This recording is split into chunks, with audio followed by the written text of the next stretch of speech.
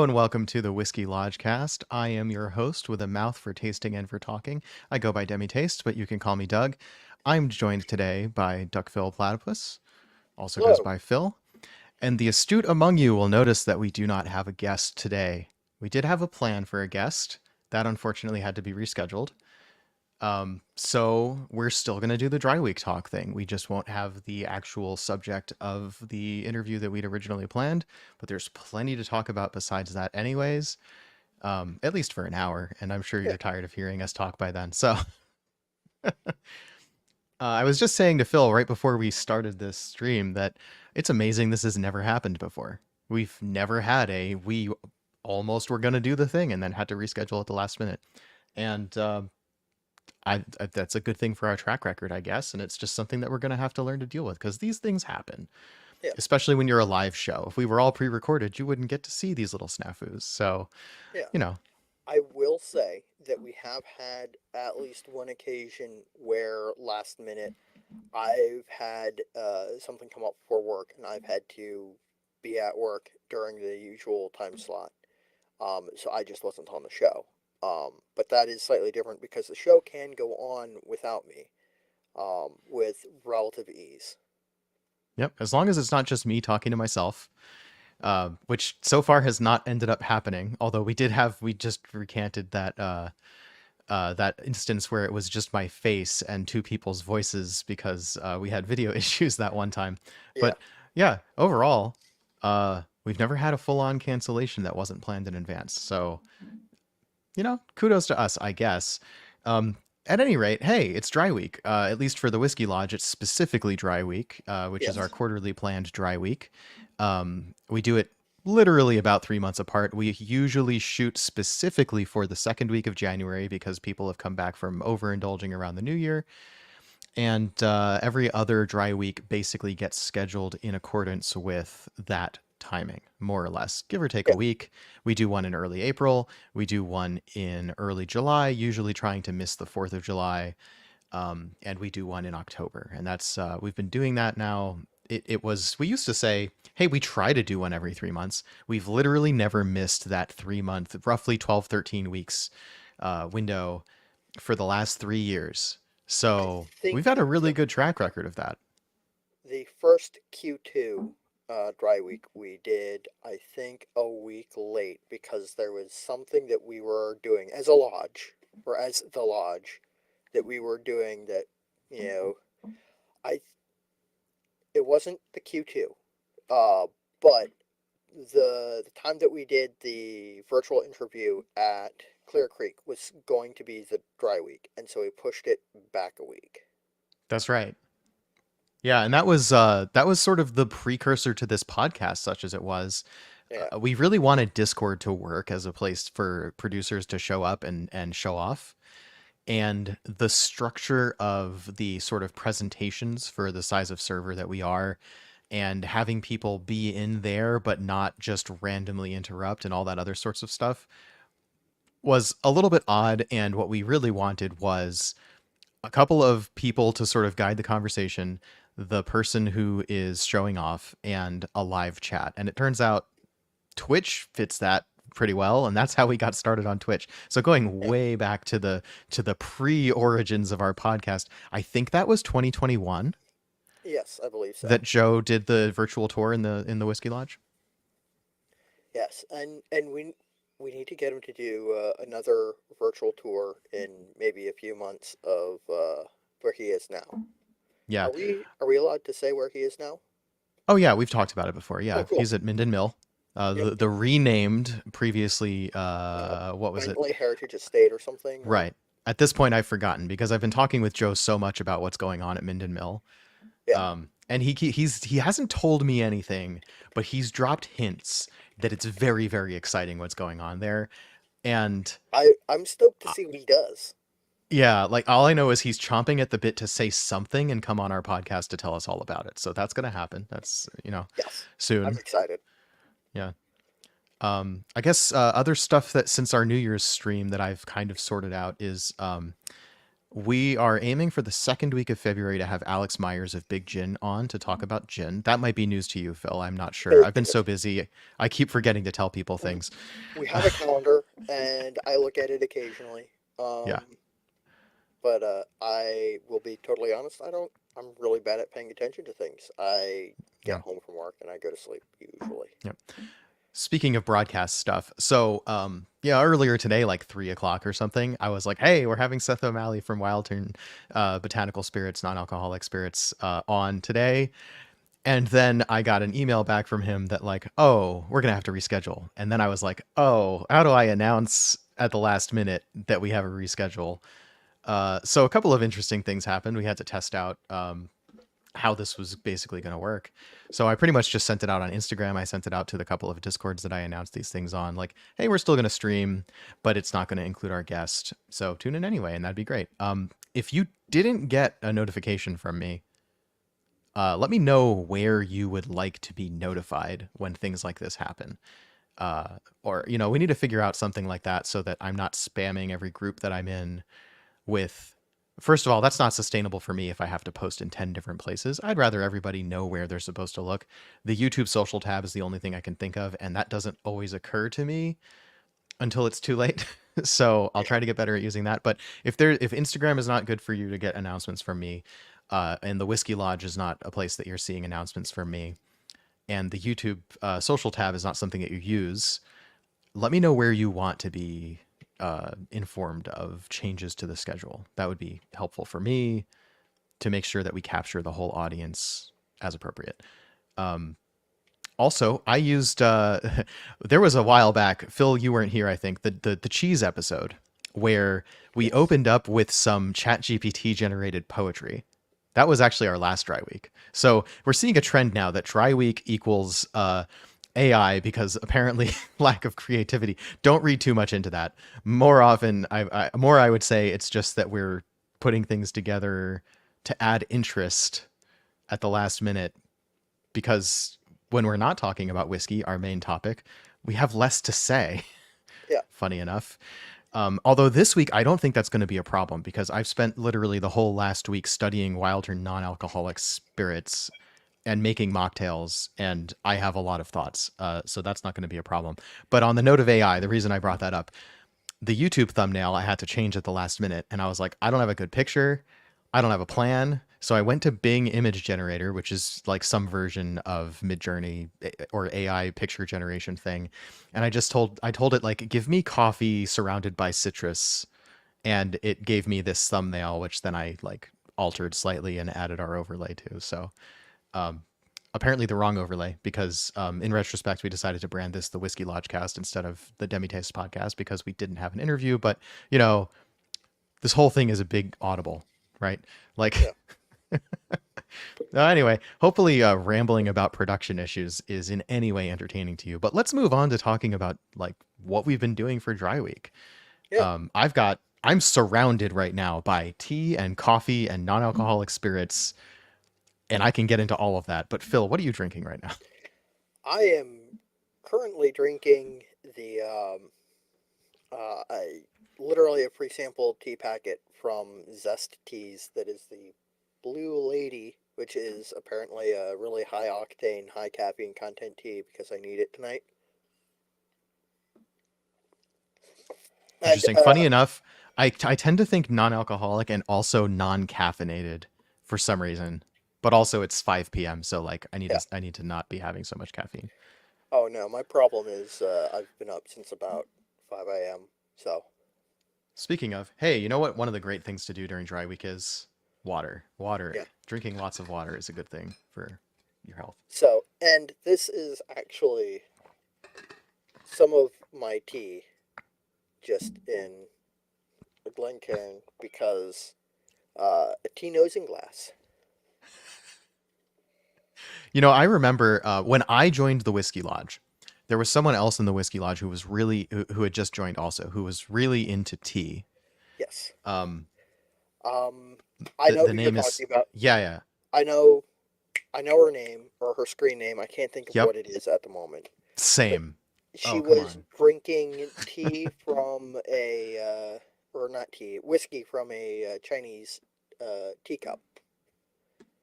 Um,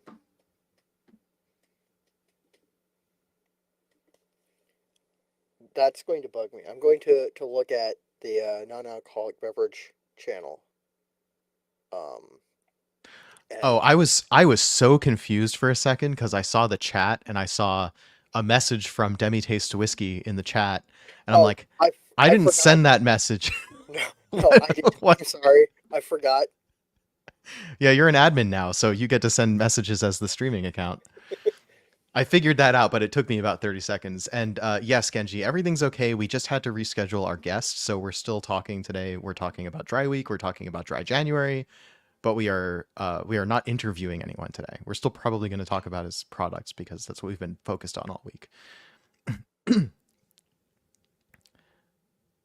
Yeah, everything okay, Phil? Yeah. Oh, I'm trying to figure out uh the screen name of the person that we're talking about because now it's bugging me. Right. Yeah. And and Something with an L, I think. Lillian. Does that? Yes, Lillian. Yes. Yeah. And So Lillian joined the lodge around the same by time. the way, Uh, Sorry. wonderful tea knowledge. By the way, Oh yeah, absolutely. I learned a way lot above about tea from her. my head. Um, but it prompted an interesting discussion about tasting glass shape and Hmm. how a Glencairn can be used for other things, which I had kind of done as a bit, both on YouTube when I was doing regular videos, and on Twitter. I'd make jokes about during dry weeks. I'd do heretical tastings where I'd put like the fall uh, the fall dry week was always the Mountain Dew mystery flavor, which for the record I got right 2 out of 3 times that I've done when they've announced what it is. Um, which, Oh, that's fun. yeah, I've done the blue raspberry Fanta, which I think was a limited run, and it was disgustingly blue. In flavor or just the color of the liquid? The color, so the picture that I had of it was top lit, and it looked like it was glowing radioactively. Yeah. Um, but Right. yeah, it's one of those things that like I had kind of done it as a bit and had sort of back in my head, oh hey, I've been able to guess the Mountain Dew mystery flavor almost every time, but it never occurred to me to like seriously use it for other things. But because I'm trying this tea for the first time, uh, I put a little bit in a Glencairn to see if I could get tasting notes off of it or like a good nose. And the answer is yes. I just don't have a vocabulary for describing tea. Yep. Nice.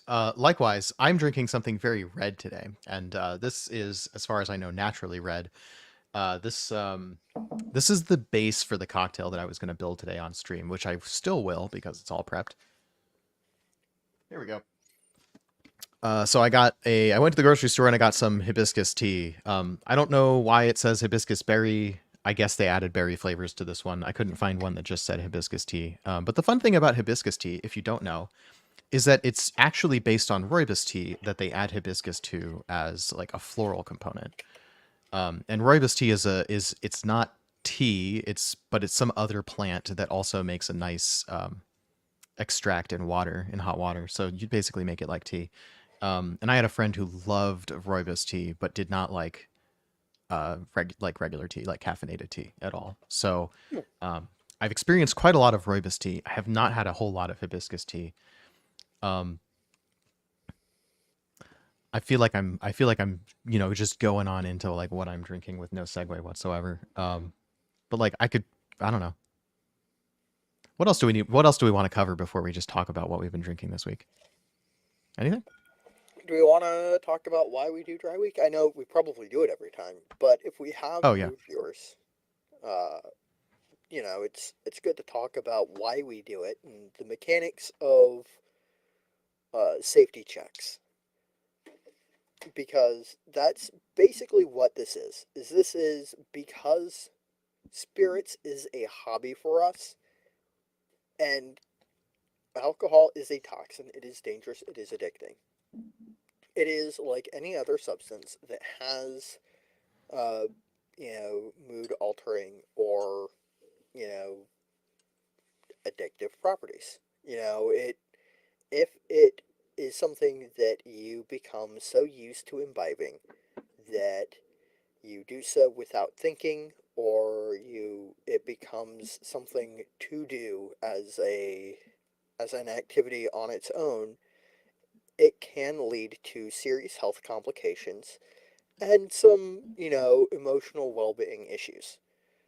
Yep. Addiction is a serious issue, and in the lodge we take that very seriously, which is why we do the dry week. It is a safety check. If you find yourself having difficulty going a week without drinking alcohol or without seriously considering, having a drink, it's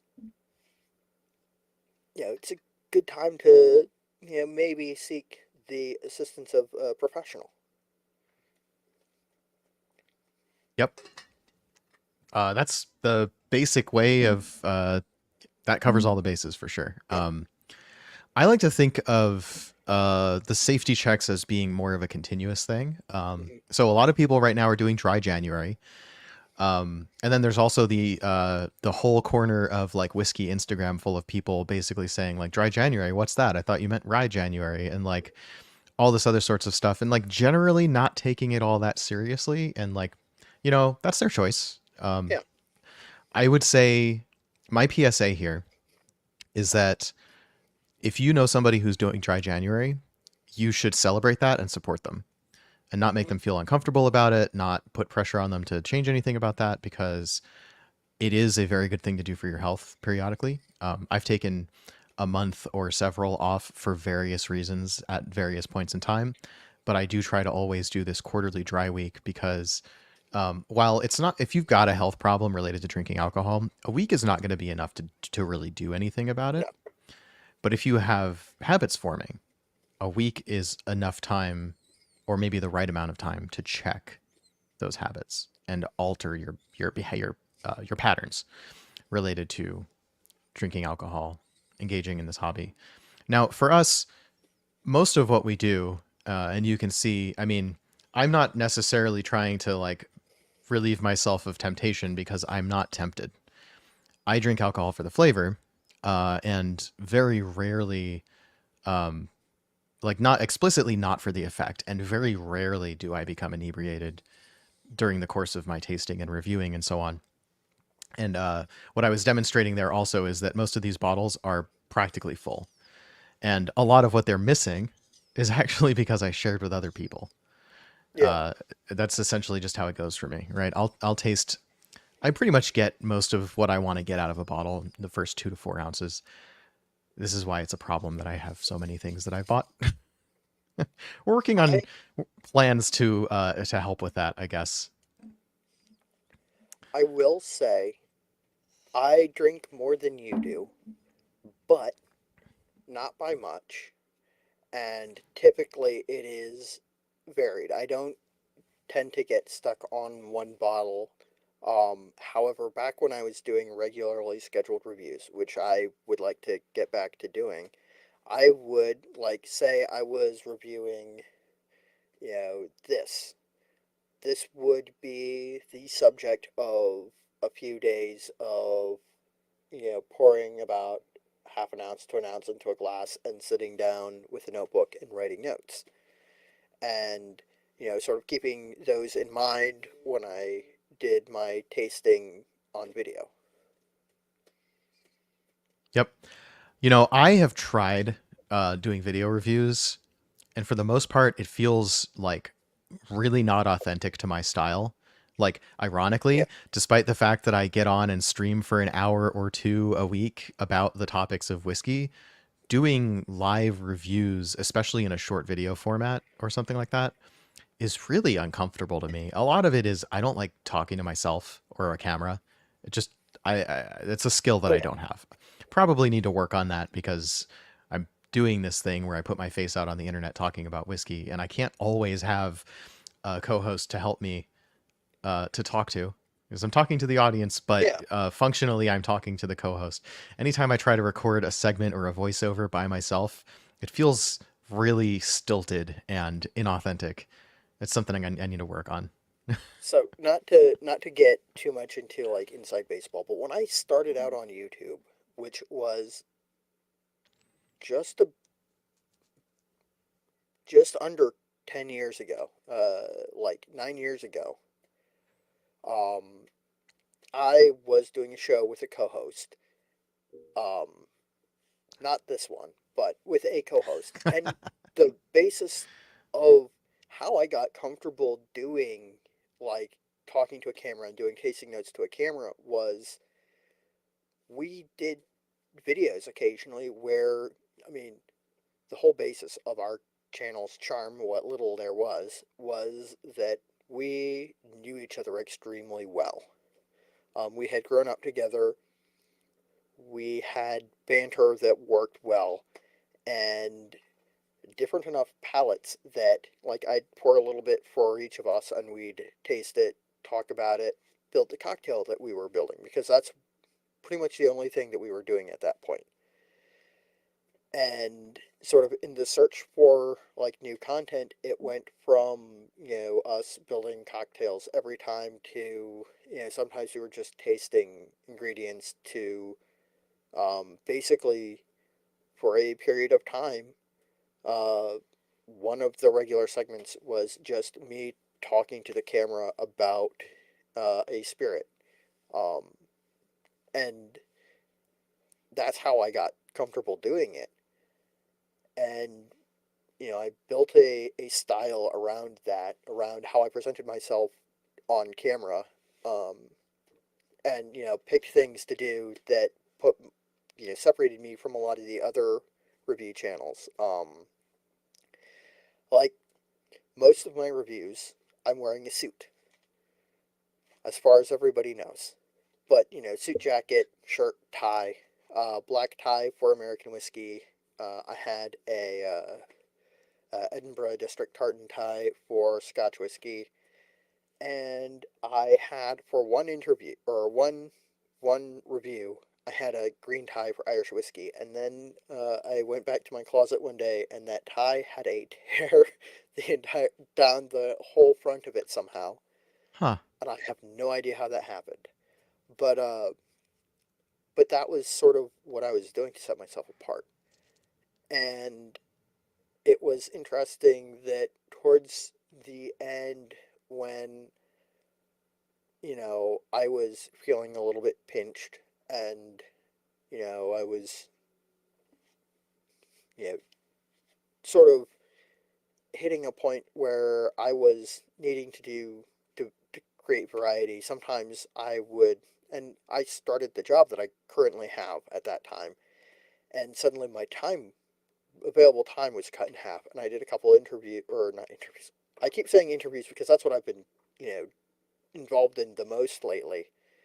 Uh, a couple of my reviews, I wasn't wearing the suit, and somebody who was a regular viewer commented that they missed the suit. And so that sort of, in my mind, became kind of part of like my work uniform was the suit. Hmm. And putting on the suit put me into the mental mode of the, style of talking and how I carried myself to do the show. And it's like little tricks like that to help you sort of transition into the like brain space that you use for various things, and putting away uh, just preconceived things. There was a YouTuber that I used to watch who did a video about his methodology for like how he got comfortable with basically talking to the camera, because there isn't anybody there. It's just a camera. Was he filled a balloon with helium, tied it to the tripod, and put a face on it. So he was talking to a face. Yeah. Yeah, that's like it feels very silly. I'm not sure I'm not sure whether or not I could do that and like take myself seriously. But in software engineering, we have some other thing which you'll appreciate this, Phil, if you don't know. There's something called rubber duck debugging, Yes. which is you feel too dumb to ask a coworker what the heck is wrong with your code. So you get a little squeaky like bathtub rubber ducky and you put it on your computer monitor and you talk to the duck and Yeah. you explain what you think your code is doing. And at some point, you'll reach a point where you realize, oh, that thing I assumed I did, I didn't do that, or I did it differently. And that's usually where the bug is. Um, so, because you just, when these things get really complicated, you Oh know, yeah. you're 1,000 lines deep in Windows APIs and you realize that you forgot to convert something to something else. And yeah. There is sort of I do it. I used to do it to my dad when I was working on something at home, and I do it to my boss at work occasionally. Is I'll go, hey, I'm outlining what I'm going to do or what my plan is for this, not because I'm asking for permission or because I think you really need to know, but because I'm not 100% sure that this is going to work, and you will probably see any flaws in this. And usually it has turned out that they go, oh, yeah, you should do it this way instead. Or in the case of my dad, he'll go, your math is horribly off. Here, let me show you how to do this in the easiest possible way, which is, 3 reams of paper later, and I've got a algebraic proof that I somehow missed in high school that I Mhm. swear isn't high school level math. I swear is college level math. I So it's a blurry line. yeah. I have no idea how I, yeah, I'm not a math person, not numbers Yeah. oriented. I was having a conversation with some friends who basically have essentially the same education as me, like same high school Yeah, ish education. Like they did pre cal in high school. Maybe they even did calculus in high school. Then they went to college and they got a degree in computer science and whatever. And I was talking about like, yeah, like every once in a while, like a problem comes up in life and it's clearly calculus. And I just like go to, I don't remember the formulas, but I can like look it up and then throw it into Wolfram Alpha and sort of get the answer. Or like even better, just know that that's not necessary and I know how a good enough approximation is going to look.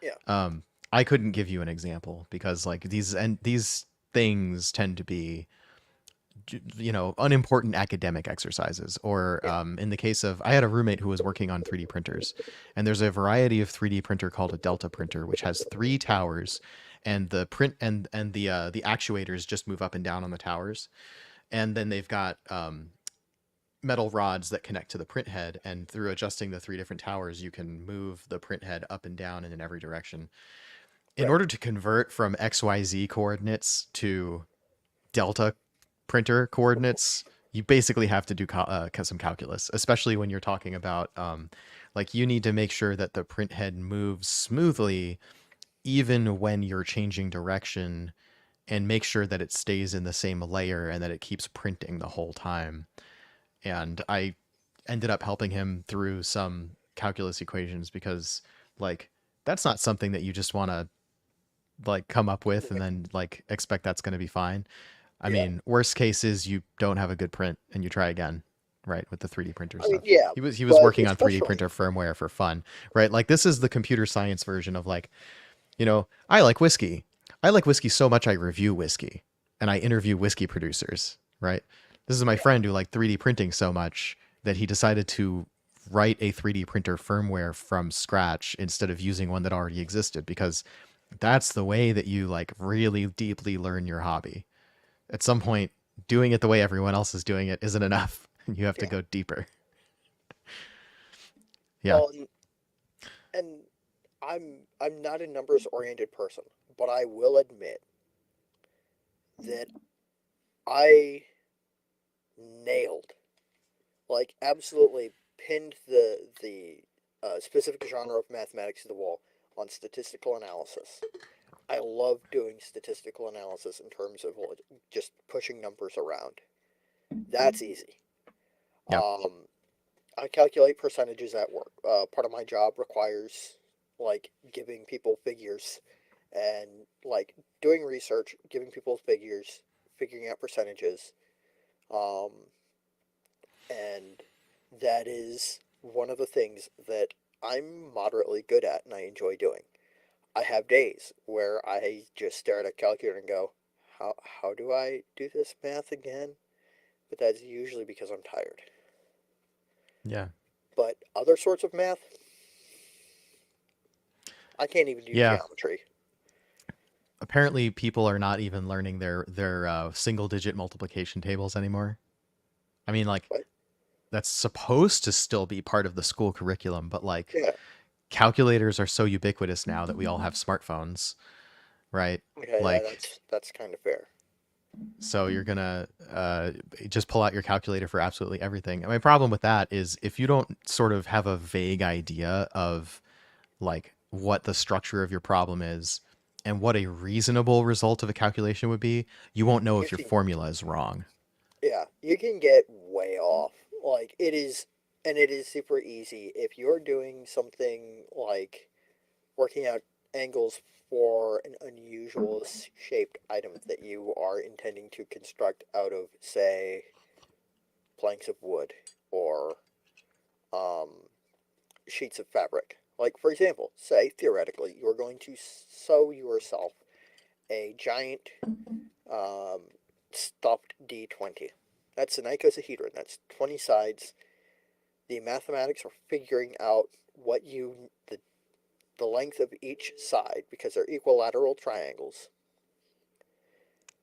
you need to get a certain diameter is, and I ended up using one of my dad's machinist handbooks to find a chart to actually like figure out what I plug in here to get there, which also another thing that people aren't learning, which is going to be extremely important not too long because Google's gone to heck, is how to look things up.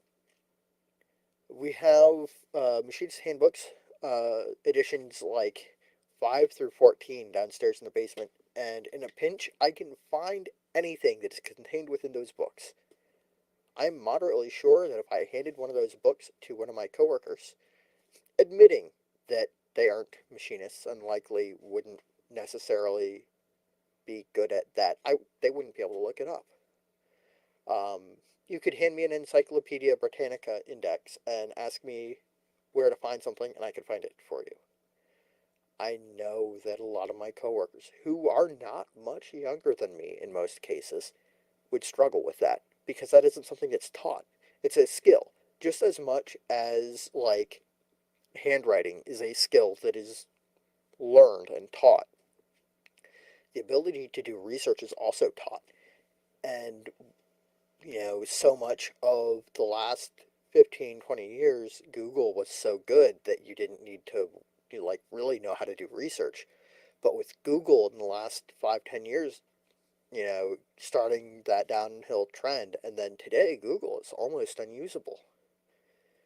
Yeah, it's actually I know how to do the research and find what I'm looking for. If I push hard enough on Google, I can get what I'm expecting to find. But it's almost like Google is actively working against me looking Yes, up technical documentation at this point. and And Bing and DuckDuckGo also. It's just the internet is yeah, so full. Like it literally, funny enough, ChatGPT, like in just the last, I don't know, however long it's been a thing, a year hmm or so. Um, uh, you know, it's been really good. Like ChatGPT is actually good for rubber duck debugging. Like same thing, right? yeah, Like ChatGPT happens to have been trained on, everything that's on the internet, which includes a whole lot of open source software, which means that yeah, there's a lot of like for software engineering, there's a lot of like what do you say? Generally accepted practices yeah, for a lot of different things. And so, in broad terms, you can explain your problem to ChatGPT and get, sometimes it hallucinates, right? It just makes yeah, things up that aren't real. But most of the time, it's good enough to point you in the right direction with a term or or like a resource that you wouldn't have thought to check that suddenly opens the way up for so much more. On the flip side, it is so easy to generate garbage web content to place ads in that the search engines are getting populated with complete Garbage. garbage content. So search engines, because of ChatGPT, are ceasing to be useful, and ChatGPT is better as a search engine now because it sort of averages out across all of the content that's there, including the content it generated from the content it already consumed. But that also Yeah. means that ChatGPT is essentially reinforcing what it already thinks it knows about the world.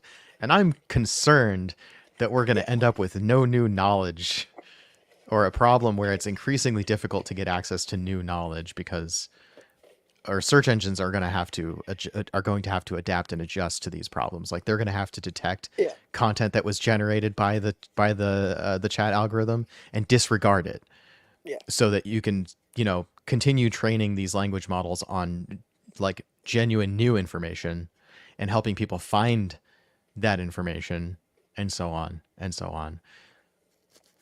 So, Yeah, I feel like we've gone way off into the woods. oh yeah. I'm sorry. I just, I guess in Dry Week you find out the things that we think about when we're not thinking about whiskey. yeah.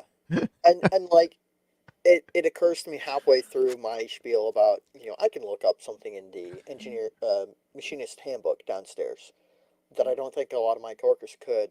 And you know, it occurred to me that that was a very boomery sounding screed, but it's not anti Gen Z.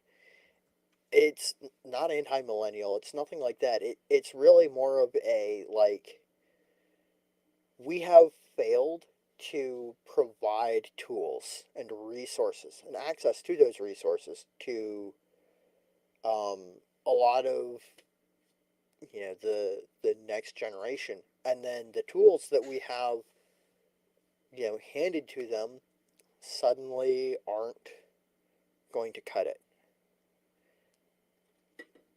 and it scares me a little bit. Sorry, Yeah. I'm getting started on. Yeah. Oh, so okay. I mean, because it's Dry Week, we should talk about these things. We'll get to Yeah, talk about them again. We'll focus on the production methods and all the sorts of stuff you ask the person you're interviewing. But yeah. I mean, we've spent all week, at least I've spent all week, messing around with non-alcoholic cocktail recipes using the Wilderton, not but non-alcoholic botanical spirits, whatever they're calling them. Um, I have to make a confession. I haven't I haven't touched these because I was planning on opening them on stream and being the fresh introduction, because I am always conscious of over prep, and when you've got all the answers, it's easy to forget simple things. yep. I feel that problem. Like in researching the book, especially, I have a tendency to over prep for my American single malt whiskey interviews because I already have done a ton of research about a lot of these brands that I'm interested in talking to. And usually I have specific questions I want to ask them that I don't already have answers for from listening to other interviews, reading stuff from their website, etc. But for the benefit of the audience, I also want to make sure that the stuff that I put out is self-contained.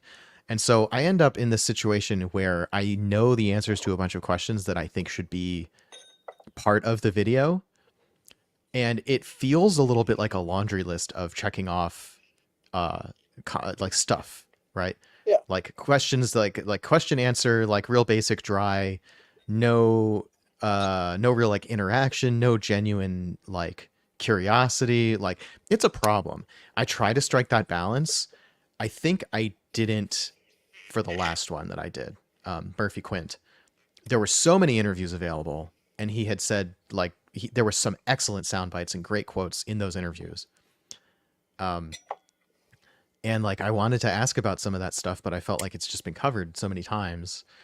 Um, and then I always ask people that I know who watch the stream for feedback about like how was that content? How am I doing as an interviewer? Because I want to get better, right? Every time I do this, I want to get better.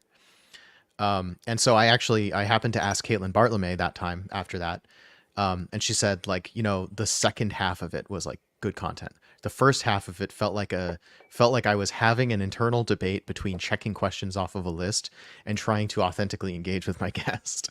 Hmm. So it's like, yeah, no, that's fair feedback. I don't know what to do about it other than go in knowing less stuff, right? Like I want to know the things, Yeah. and I have specific questions that I want answered for the book. And in But some ways, the less I know, the better. Like I don't want to come off like I know nothing at all. yeah, I like that's having tried the that's my job. products. Right, sure. Yeah, that's what I mean. That's why I have co-hosts, right? Because like Yeah. I need to research well enough that I have questions to ask at all. And a lot of the research that I like doing is tasting this stuff. So in this case, um, as soon as I get, by the way, Wild Turn, I'll say this again when we have Seth on next week. Probably we have to settle the actual reschedule time. Next week, same time, same place is my default answer. Hmm. Um, so I'll say this again. When I got, and I've kind of been on social media talking about these non-alcoholic beverages from Wilderton Spirits since I got them. And I got them like the week Yeah. before Thanksgiving or something like that. So like I got that box, I opened it up, I tried them all, and I tried. So they've got these. They sent us these recipe cards, right? So full disclosure, like we got these sample packs from them. They're Yes. 200 milliliters each bottle, right? They look like this, and they came with these recipe cards. So my impression of these spirits from talking to other people, right? Joe and Caitlin both know Wilderton Spirits. They're in the same, right? They're all in Hood River, or Right. Joe used to be, right? Clear Creek and Wilderton Spirits are both in Hood River, Oregon, so they know each other.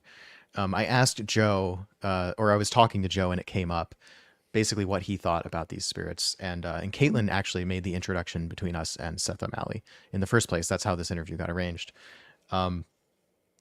So the cool thing about these spirits is that like they aren't necessarily trying to be a one-to-one replacement for gin or tequila or whiskey Yeah. or whatever. In some cases, it feels like there's a kind of direction that they were trying to go in, right? Like this one has kind of a spiciness, and this one has kind of an herbal quality or like lots of botanical qualities to it. This one is super bitter. This one has the sort of woody character to it that like a brown spirit like whiskey might have.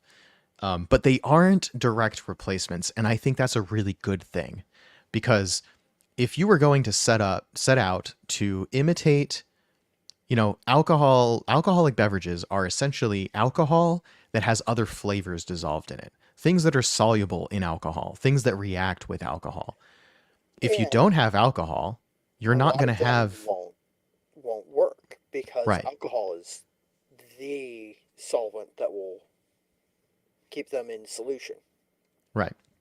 And so there's a couple things you could do. You could either create an alcoholic beverage and then find a way to extract the alcohol from it after the fact, leaving the water and the flavors behind. Maybe that works. That would essentially be, you know, I don't know, make a gin and then distill the alcohol out of it, and you're left with water and whatever flavors are in there dissolved that are heavier or have a higher boiling point than alcohol to some extent, right? The problem with doing this is that you end up with, let's say you were trying to create a gin and then you took away the alcohol, you end up with a poor imitation of gin, right? If you created a whiskey and then you distilled away the alcohol or you used some other method to take away the alcohol, you end up with a poor imitation of whiskey. If, on the other hand, you say, let's just make something tasty from first principles that doesn't use alcohol in its production. Now, I don't know. We'll have to ask Wilderton. I haven't done that research. This is one of those things where, like, I wanted to be able to ask that question and be genuinely interested in the answer rather than figuring it out Yes. myself ahead of time. So, but in any case, the result being we want to have something that's not going to have alcohol. We don't want to directly imitate an alcoholic beverage. It's not going to work. We'll be a poor imitation of it. Instead, let's create a beautiful, distinct, useful uh, concoction, let's say, infusion of flavors that serves the purpose of combining with other flavors in a cocktail, right? Some versatility. Does it go with citrus? Does it go with florals? Does it go with coffee, chocolate? You know, whatever, anything you could think of, right? It's various flavored simple syrups, mint, um, agave syrup, or whatever, right? Like any cocktail recipe you can imagine. Take out the spirits and the bitters and the, like the amaro or whatever, the vermouth, and instead say, okay, now I have this. What does this taste like? Right. So let's do that. For, I guess for the sake of the audience, Yeah. let's go. Let's do a little tasting of these three Start with the non-alcoholic Luster, spirits. since that's the one that you just held up. Yeah, the luster. Yeah. So the luster is a clear spirit which suggests certain things, right? Is this Yeah. going to be like a vodka? Is it going to be like a gin? Is it going to be like a tequila? A rum? Well, I will say right off the bat, there is no juniper in it, Right. or at least none that is detectable. Now that's interesting because I think that is a flavor that you could manage to dissolve in water or another solvent that isn't alcohol. True. Um, but again, right, they're not going for, like, they're not No. saying let's make a non-alcoholic gin, right? They didn't call it that. It's just called luster. And what it says on the bottle is Wilderton. I keep saying that weird. It's I not don't know if Wilderton, it's right? Wilderton or Wilderton. I don't know. I've been pronouncing it Wilderton because Okay. that seems right to me. But we can ask Mr. O'Malley when he's on. Yeah, so I have a whole episode of me committing to a pronunciation but doing it poorly. But okay, let's say Wilderton because that rolls off the tongue a little better at the moment. Okay, so Wilderton non-alcoholic botanical spirit luster, and luster is written in vertical text down the side. You'd almost miss it. It says Seville orange, tarragon, and lavender combine for a tangy and fresh spirit with bright citrus notes and an herbaceous finish. 0 calories, zero gluten, zero sugar, zero caffeine. Tasting notes citrus, herbaceous, and floral. So, what makes a spirit non-alcoholic? This is sort of tricky because I believe in this case they can call it a spirit because spirit is not a controlled term. Yeah, sure. It isn't really a spirit in the sense that, like, rum or whiskey is a spirit, but it is a spirit in that that's its supposed projected role in a mocktail is to Right. be a substitute for a spirit. So, by that definition, would you consider something like vermouth or amaro or wow, can't remember the other I Campari? Would I you consider those wouldn't. spirits? I wouldn't. They are some of those are based on spirits, like the base of their composition is a spirit. I know that some amaros do use a distilled grape spirit as a base, but I don't know. I think that this is a good question to sort of hold for um, the interview with Seth O'Malley, just because that is a sticking point that to me, spirit in the spirits category means containing, a component distilled from uh, grain, fruit, so on. Just trying Feel to free to figure. continue holding forth on that subject. I'm going to take a Yeah, quick break. of course. So, like, on the one hand, spirit in this case, I believe, is meant to be, because it's a placeholder for where you would put a rum or gin or whiskey or tequila. But I'm curious as to what the TTB would say about that because I know that there are, spirits categories, especially specialty distilled spirit is used as a way of saying, a distilled spirit that does not meet uh, other, more specific or more tightly controlled categories of spirit. For example, there are whiskeys that don't have um, a high enough percentage of grain specific distillate. Um,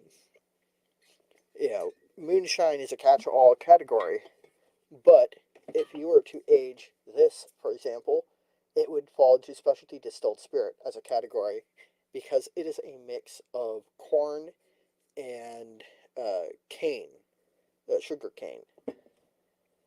So, I think that term distilled spirit specialty applies to anything essentially doesn't fit into right, another category. So, for example, bourbon finished in port is technically a distilled spirit specialty right, with the fanciful name including the word bourbon, which means that like it's regulated but not the way that people who drink finished bourbon think it's regulated, right? It starts as bourbon, yeah, becomes something else, and the fanciful name for it is this very long phrase that the TTB has specifically approved. Yeah, but anyway, that's getting off into the regulatory weeds. right, I'll say this: I don't know if this term, non-alcoholic spirit, would be allowed in Scotland, for example. hmm, But I think the term spirit by itself is not protected. So right, here American consumer protection laws are mostly about clarity for the customer. That's sort of their default goal, is to make sure the customer knows what they're buying. And so putting non-alcoholic botanical spirit on the bottle, right? It's very clear non-alcoholic, right? hmm, That's very clearly written on the label. So nobody would see the word spirit and then right next to non-alcoholic and think, "Oh, this has alcohol in it." Right? This has been very clearly advertised as non-alcoholic. right, So I think at that point, spirit just means like a thing that you would use to build a drink around, like to raise your yeah. spirits, that sort of thing. I I might actually rephrase this question, to be honest.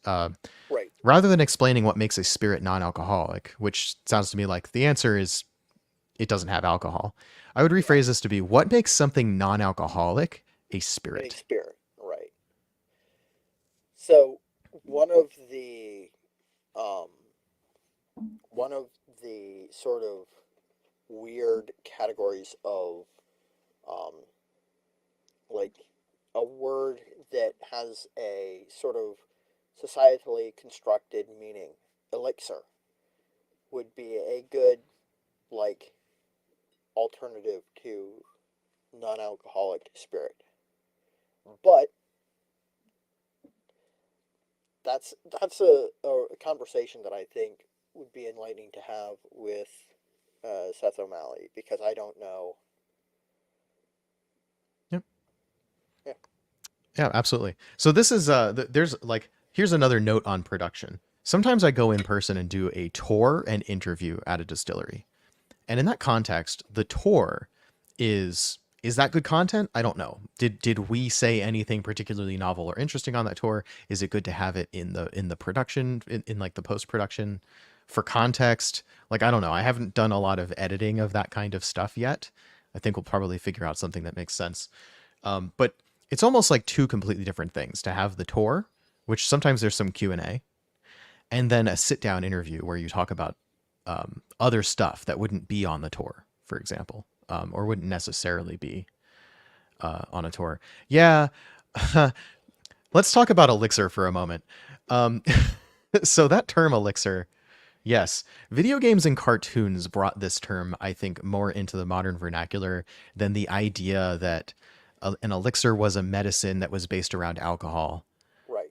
which is, I guess, the meaning from antiquity, so to speak, for the Yeah, word elixir.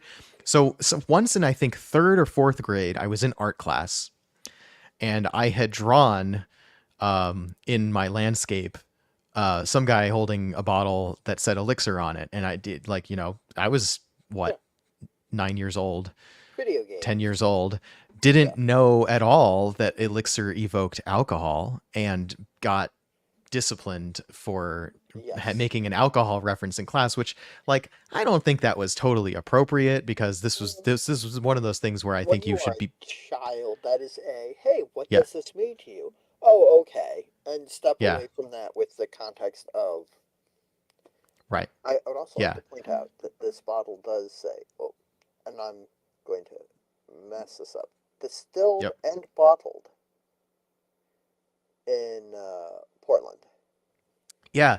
So I want to ask about that. I don't know at all what that means. There's lots of language on the website in the titles of the people who work there, on the bottles, that these are distilled, Right. but I don't know what that means. I mean, distillation is a chemistry process. It doesn't Yeah. have to involve alcohol. It's a matter of separating substances from each other. Hmm. Um, and so yeah, you can distill something that is a yeah, yeah, back on the yeah.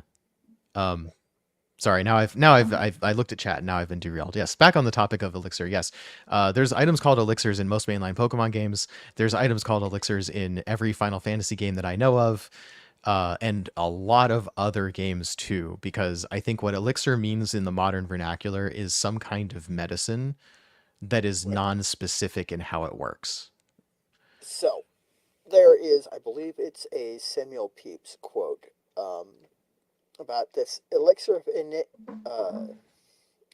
iniquity.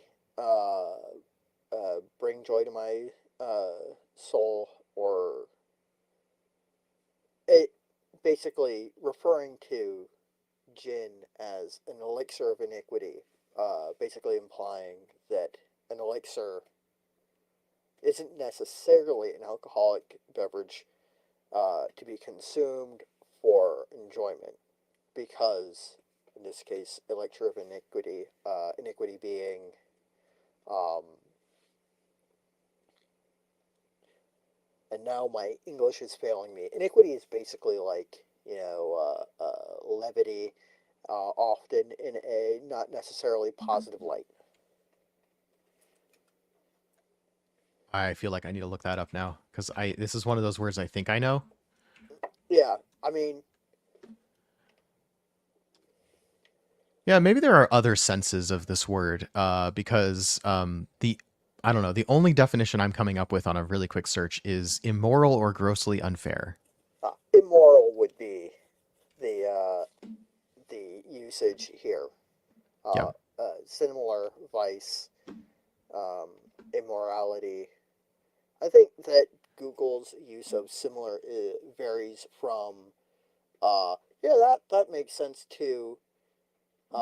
Monstrousness is a bit much as a similar meaning word. Um, and again, that's just my own impression. So interestingly, I keep coming back to this and drinking more because it really does just make me think of like a really strong pico tea with orange peel in it. you say pico tea. What does that mean? It's a type of black tea. Okay. It tends to be a little bit bitter, almost sour sometimes. The orange peel does um, add to that effect some. Yeah. On the note of, do they tell you everything that goes into these things? Because like this, as opposed to being a an alcoholic spirit where you pretty much don't have to list ingredients. This has nutrition facts, which basically says it doesn't have anything in it, no calories, no anything. Not a significant source of blah blah blah, right? What does it say on the back? Seville orange, tarragon, and lavender, Yeah. So which does not say, which to me doesn't seem like a complete list of ingredients. yeah, I think there's more. I think there's for sure more to it. It does not have a complete. Oh, okay. Right. So it does have an ingredients list next to the nutrition facts, next to the barcode on the back. It says water, botanical extracts preserved with citric acid, potassium sorbate, and sodium benzoate. Okay. So citric acid, of course, is going to make it more acidic, which Yes. may not even be this. Hold on. Okay, so the ingredients list on the other ones is not the same. So No. there's potentially more or less detail depending on which one of these you're looking for. Oh, some of these actually are not calorie free, so that's interesting. Yeah, so Luster says 0 sugar, calories, caffeine, and gluten. Um, the bittersweet aperitivo, for example, says gluten-free, caffeine-free.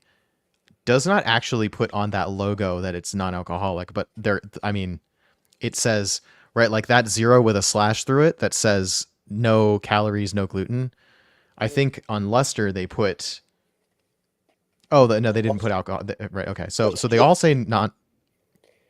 calories, gluten, caffeine, or sugar. Right. So they all say non-alcoholic botanical spirit, and then they have this 0 with a slash through it with words written around that say, Luster says no sugar, calories, gluten, or caffeine. The bittersweet aperitivo says not. It says it's gluten free and caffeine free. It doesn't say anything about calories or sugar because this one, in fact, does have calories from sugar. Yeah, 8 grams of sugar. Right, so that's interesting. I'm just Yeah. at this point I'm digging into the minutiae of these things, and we haven't even really gotten to like tasting notes, which I think we should. Yeah. So let's take a step back from all this like technical, like what is it that we're drinking? Because so the reason, for the viewers who are like, why are these guys so disorganized today? I'm actually glad that we're sort of sorting ourselves out here before we get to the interview part, because like I was saying, there's the distillery tour and then there's the interview. And these are kind of different sets of content. And right now we're figuring out what is this thing that we're drinking, or what are these things? Because we drink whiskey, we take the definitions and what whiskey is for granted. In pretty much every conversation we're having about whiskey, what whiskey is almost not interesting, because at a really reductive point, right? It's distilled grain spirit, aged in wood, and we've beaten to death the topic of what that means and what that does. But then getting into the details is where it's interesting. Here, the whole thing is interesting, right? These are essentially water based infusions of different flavors with various things that make them acidic or bitter or sweet. I will say that on the nose, like I've poured a little bit more into my glass because I drank it all. I am getting a lot of, and it's only because I've been drinking a lot of tea lately, probably. Um, like just lots of like black tea. Uh, the orange is very apparent, but it's less of that like bright, like pulpy, fruit of the fruit, as you will, and more of the like pithiness of the peel. Hmm. By the way, I'm going It to pour a is, little bit of all three of these in my glasses so we can kind of go between them, perhaps. yeah. Um, it does have like that sort of sense of like black tea. Um, it Yeah, which one are you talking about again? I'm sorry. luster still. Okay, cool. Right, so luster. My first nosing of luster, I feel like if anything, this is sort of aiming to be something gin like, but it doesn't have Yeah, juniper. right. And it's Like, really nice. Like yeah, what I've said over and over again about these spirits is like, I mean, dry week is no problem for me, but like I'm tasting these things and I'm like, I will use these even when alcohol is an option because yeah. they're different. They're ingredients that are serving their own unique purpose. They're tasty, they're unique. Something that's like it's a fun challenge to build a cocktail around ingredients like this. So, the first, yeah, I guess I keep skipping over like tasting notes because like it's written on the bottle, but like when you smell this, it's like, okay, there's citrus to that, but it's like a sparkly citrus. It Yeah, reminds you of the nose of something like vodka or gin. Like it's got an effervescence that pops out and yeah. grabs you, and it's a little spiky, but like It in a does nice have way. that. Yeah,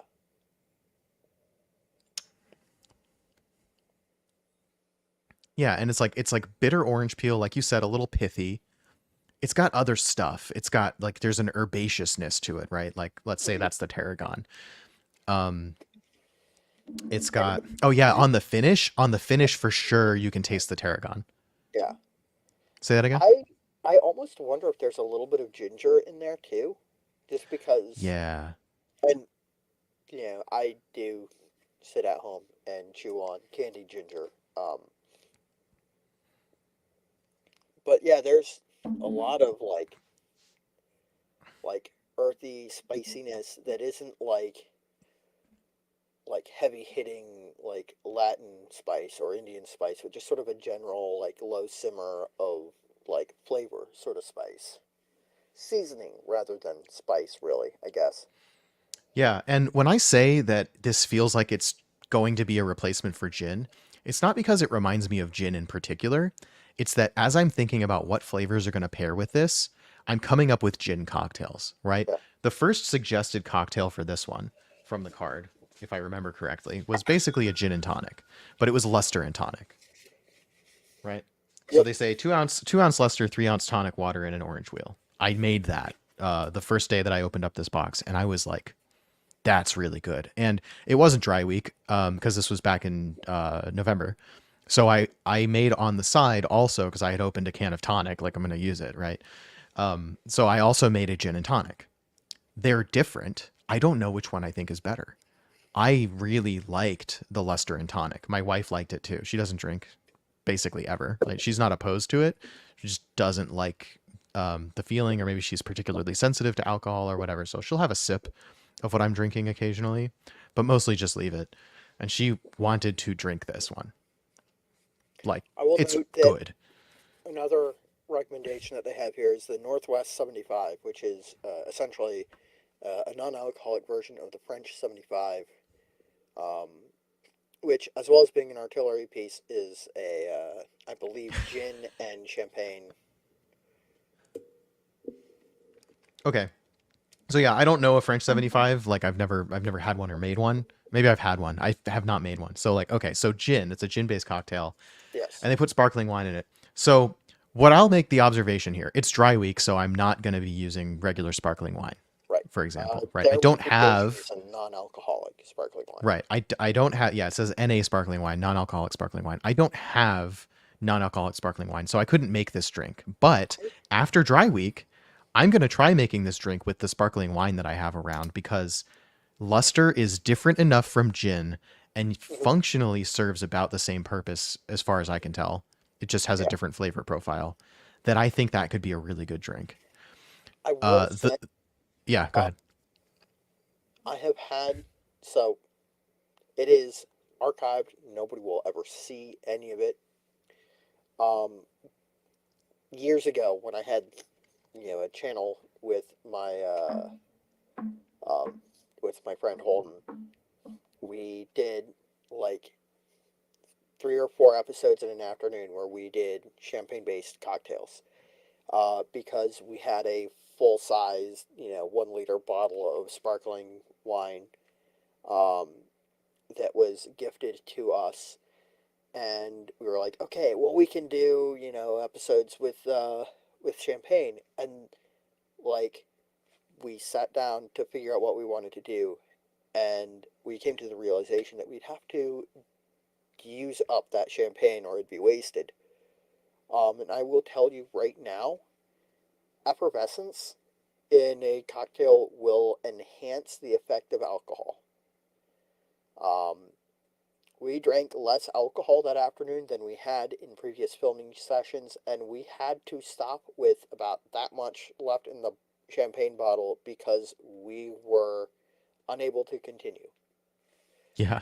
That So, reminds me. Also, I mean unrelated, I guess. yeah, Not entirely unrelated, but wine. When my wife and I were picking out our wedding wines, we had all of our friends like basically we went to Trader Joe's and bought like everything that looked interesting under $10 because practically free. yeah, So like we ended up with like three or four whites, reds, and rosés that were all under $10 each. And then we just for fun, we also bought like something in the 10 to 20 range, something in the 20 to 30 range. We didn't want to go any higher than that because Right. we'd be buying cases and cases and cases for a Yeah. wedding. So we were looking for value. We were looking for the best wine, bang for your buck. Funny enough, our white ended up being $3 a bottle, and is such a good wine. It's gone up in price. It's like $5 or $6 a bottle now. But our friends still drink it because it was Yeah. that memorable of a wine for that price. Um, Man, I don't want to ruin that secret, but hey, we're an alcohol show making recommendations on alcohol. So it's go to Trader Joe's and get the Venus Chilenas white. I think I have no idea what grape varietal is, but it Yeah. should be like 4.99. It's really good. Yeah. I Um, believe Ian has a whole rant about prices in wine being bullshit. yeah, we need to Yes, tap let's into continue. Ian's wine knowledge more than we have. I like that I got to interview him as a wine expert during our cheese episode. Yes. Um, Yes. We this is need so more. far the way that today's episode has gone makes me think I need to interview Phil about being a whiskey content creator at some point, but we're just doing the Right. thing. So, and Genji says, I like Well, the Welch's. Is it Welch's or Welch's? It's probably like Welch's. Welch's grape juice, right? Yeah. My guess is autocorrect got the better of him. Um, Right. which Yeah, it because has done me. Welsh is a demonym, and meaning a name for people from a country. And Welch's is the grape juice brand. So I don't, I get, yeah, sparkling grape juice. Yeah, that would be non-alcoholic wine, Yeah. Yeah. for all intents and purposes. Um, And yeah, I probably don't know more why affordable. the description NA sparkling wine make me think it was something more specific than sparkling grape juice, but you probably want it to be really dry. Yes. So probably the white. I will Yeah. say there is a tendency for non-alcoholic beverages marketed to adults to have an alternative that is marketed to children that is way more affordable. Mm-hmm. And I kind of think it's a little bit of a scam sometimes. You know what I mean? Yeah. My wife bought like children's extra large like ski jacket and ski helmet because it's just half the price for exactly the same product. My older sibling still buys shoes from the kids section because they Yeah. have teeny tiny little feet. So Luster has been, I mean, I'm gonna give it away now. Basically, well, you could look at how much of these I've used. This one is now half full. This one is about 2/3 full. That's the earthen, and the bittersweet aperitivo is also about 2/3 full.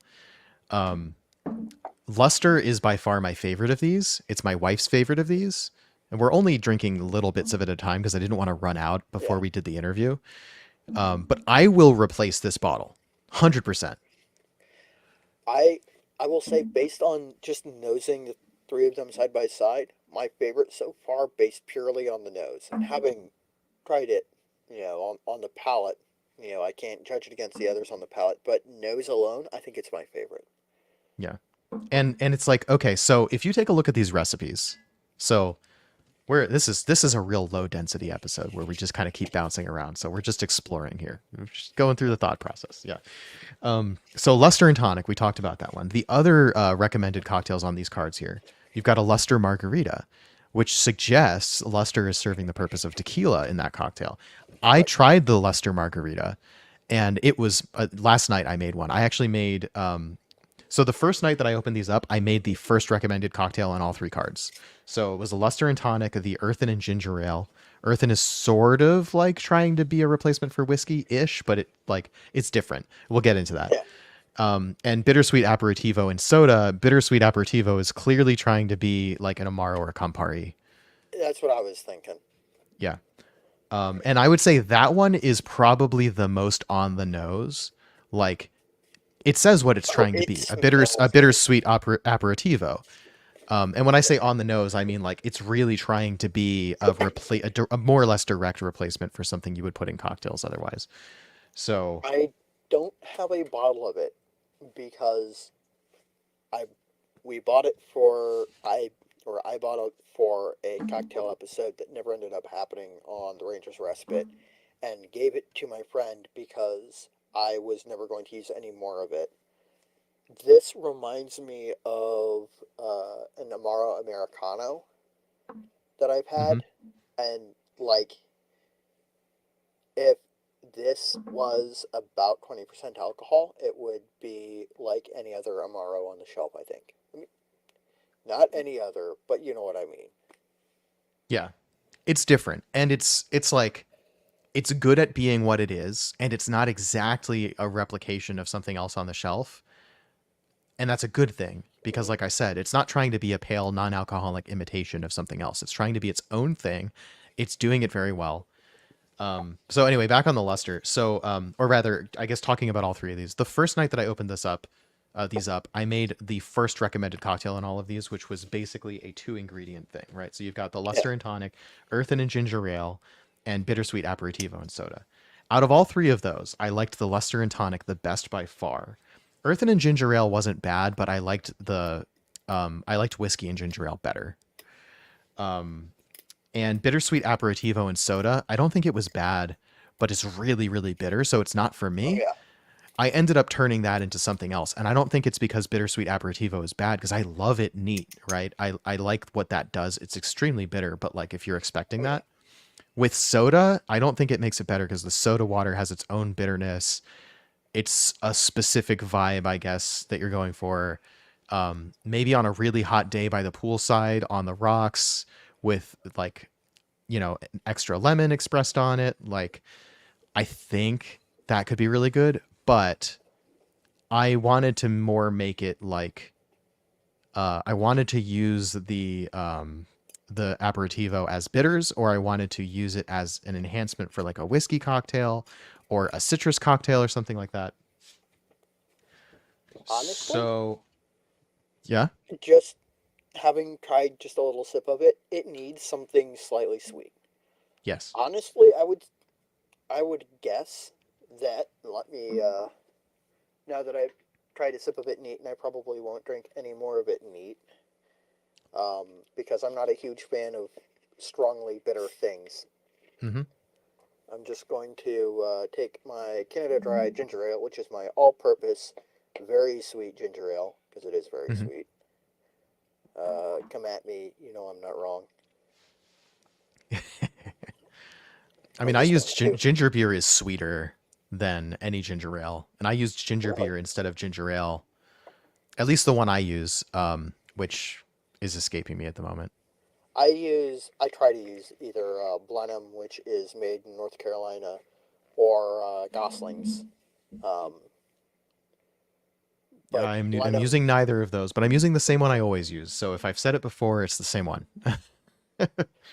um, uh, I like Blenheim's Pink Cap because it is liquid ginger. It is fantastic. It is real hot. Yeah, real spicy is another thing that ginger beer does that ginger ale doesn't necessarily do. So yeah, on the Lester margarita. So last night I said when I first opened the box 2 months ago, I made the first recommended cocktail of each. Like I sipped them neat, and then I made the first recommended cocktail. Last night, and I kind of was planning out cocktails all week, but I was mostly doing coffee and tea stuff for most of the week.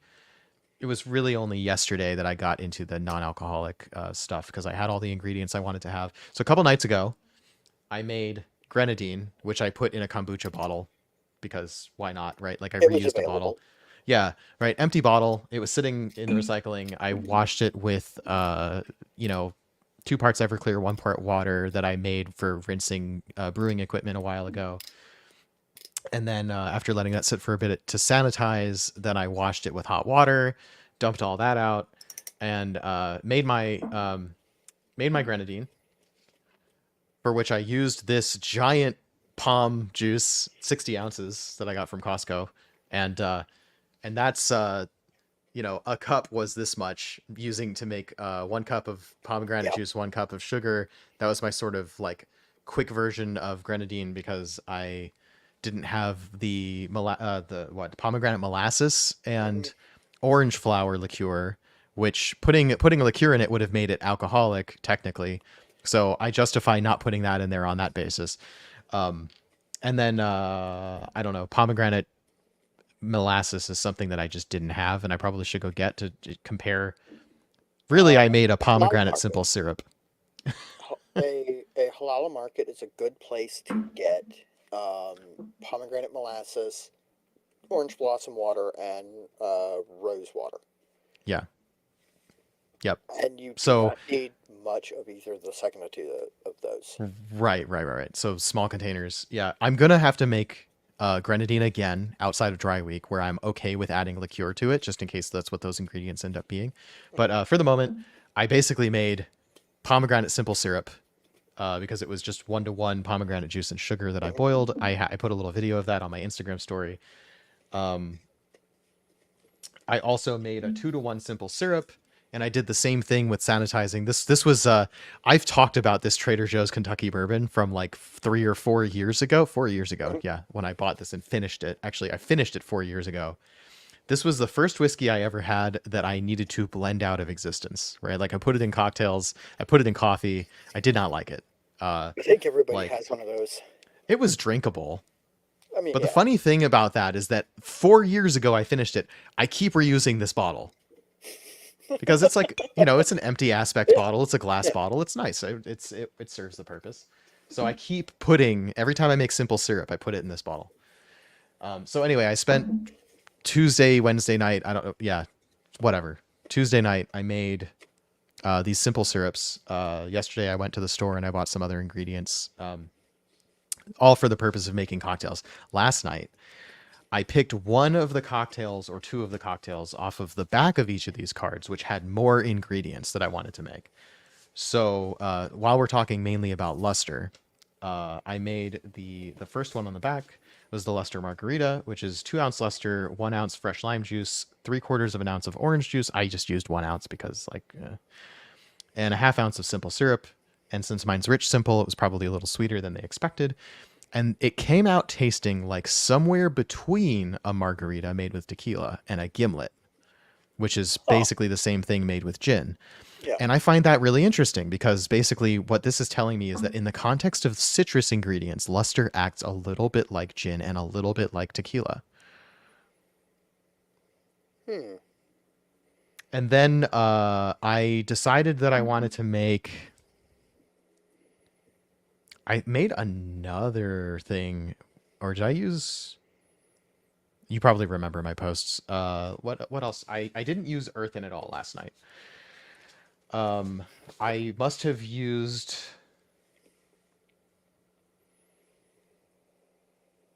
I think I. Oh, I remember what I did. Let me just like go look at my thing, so I'm not just totally winging this. Yeah. But like basically, I wanted to make a tequila sunrise. Um, Yeah. Oh, yeah. because I was like, oh, this kind of acts like tequila, so I'll try making a tequila sunrise. And that turned out pretty well. So I used the grenadine for that. Um, the Luster Margarita was by far the better beverage, though. And then last night I also made. I started with the bittersweet Giuseppe for the bittersweet aperitivo, which is orange juice and bittersweet aperitivo. Now you've tasted it, you know how bitter this bittersweet aperitivo is. Yes. So the ingredients for bittersweet Giuseppe is 3 ounces of orange juice and 2 ounces of bittersweet aperitivo. And let me tell you, that was puckering. My orange juice is not very sweet, I think is part of it. But I doubled the orange juice and then added simple syrup, or maybe it was grenadine, I don't remember. And then I added a little bit of lime because I felt like it needed some like sweet acidity to it, also that the orange juice wasn't quite bringing. And then I actually added my grapefruit soda to top it off. Mhm. I like Fever Tree grapefruit. This is really good. This is a really good base for like a lot of non-alcoholic cocktails or alcoholic cocktails, as far as I'm concerned.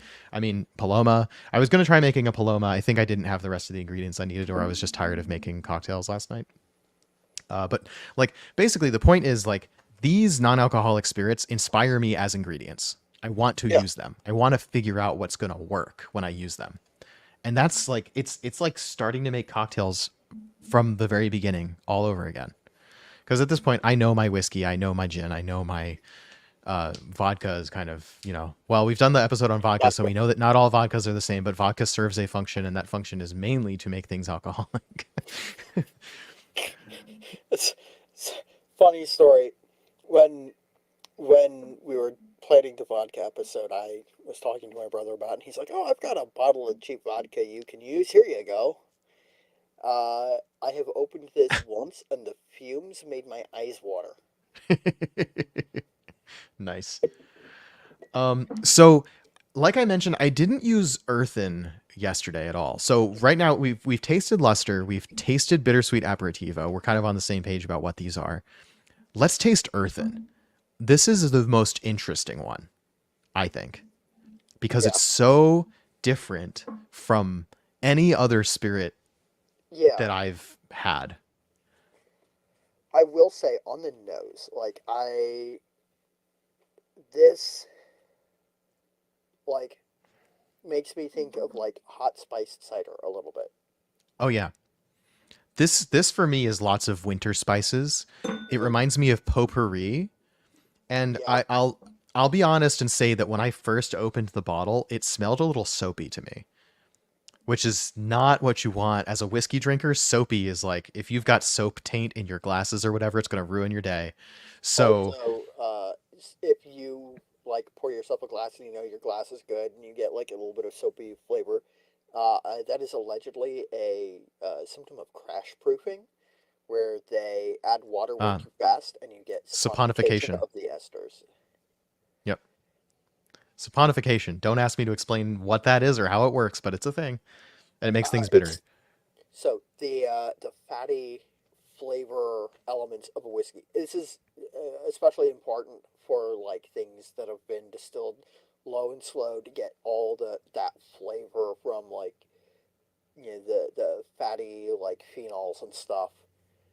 If you crash proof it, it'll get like a soapy note because the fat, or it's not really a fat, but you know what it is. The like thick oily texture saponifies and gets that like gross soapy flavor. Yep. Sorry, being a nerd. Yeah, no, it's good. Thank you for that information. And I've talked with a distiller about saponification at some length, like a 5 minute or so conversation. Jeff at Seven Caves, basically was like, "Here, this spirit that I made, add a lot of water to it right now, and like taste it like immediately."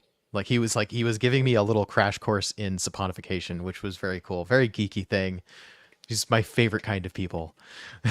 I I want you to have him on the show so that I can talk to him because he sounds like my kind of people. Yeah, I'm gonna keep trying on that. Obviously, I've got a really busy quarter ahead of me already planned out, and Yes. he doesn't seem like he is chomping at the bit to appear Yeah. on any sort of media thing. Yeah. But if I could I can convince him, understand. yeah. Anyway, so if you look at the oh yeah, and the other thing is, it smells like potpourri to me, Yeah. like room freshener, bowl of scented, apple and spices and florals, and this Hear doesn't. me out. Yeah. Uh, Genji mentioned Martinelli's. Martinelli's sparkling apple cider with this to make Hmm. a French 75 like cocktail, but winter spice mulled hot cider sort of style, but obviously not hot because you don't want to heat up Martinelli's. I wouldn't know. I Hmm. guess you'd lose the sparkling bit if you You'd heat it up. lose the effervescence, and if you were trying to warm the bottles, because if you warm something that is already under a little bit of pressure, you get up. Oh yeah. Yeah, don't warm it while it's still sealed. Yeah.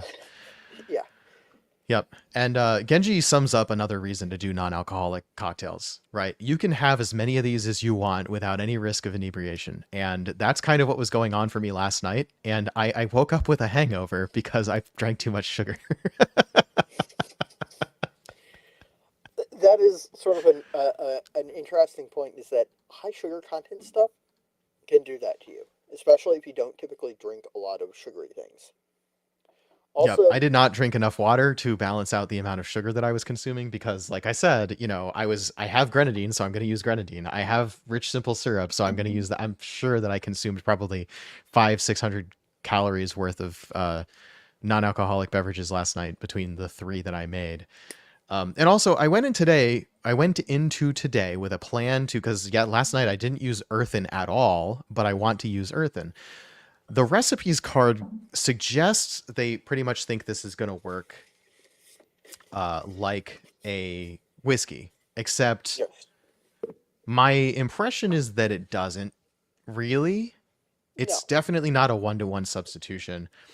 it is Um, its own thing. yeah, for sure, definitely, it's its own thing.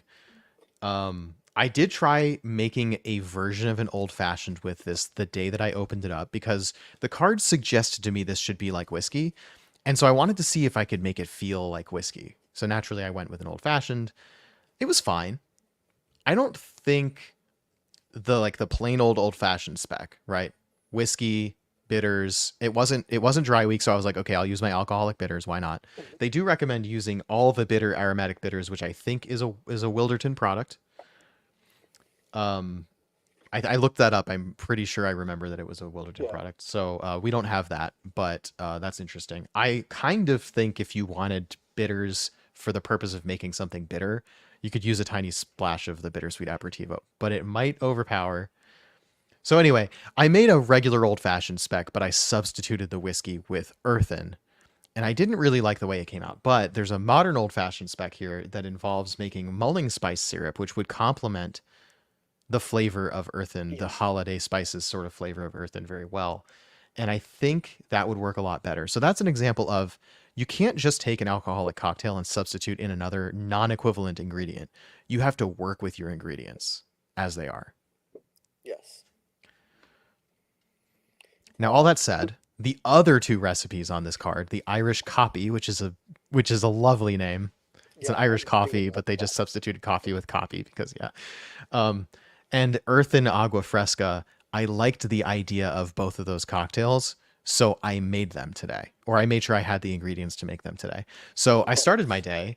Normally, we start the stream by talking about what coffee or tea we're drinking today, and Phil did, but I didn't. So I'm drinking my Earthen Irish coffee, which I went and bought whipped cream just for this, and uh, I guess that was the only thing I had to buy because I have Earthen.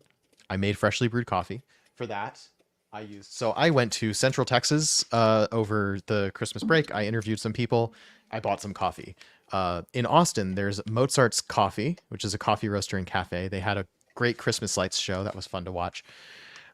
I went home with a bag of medium roast Yemen maca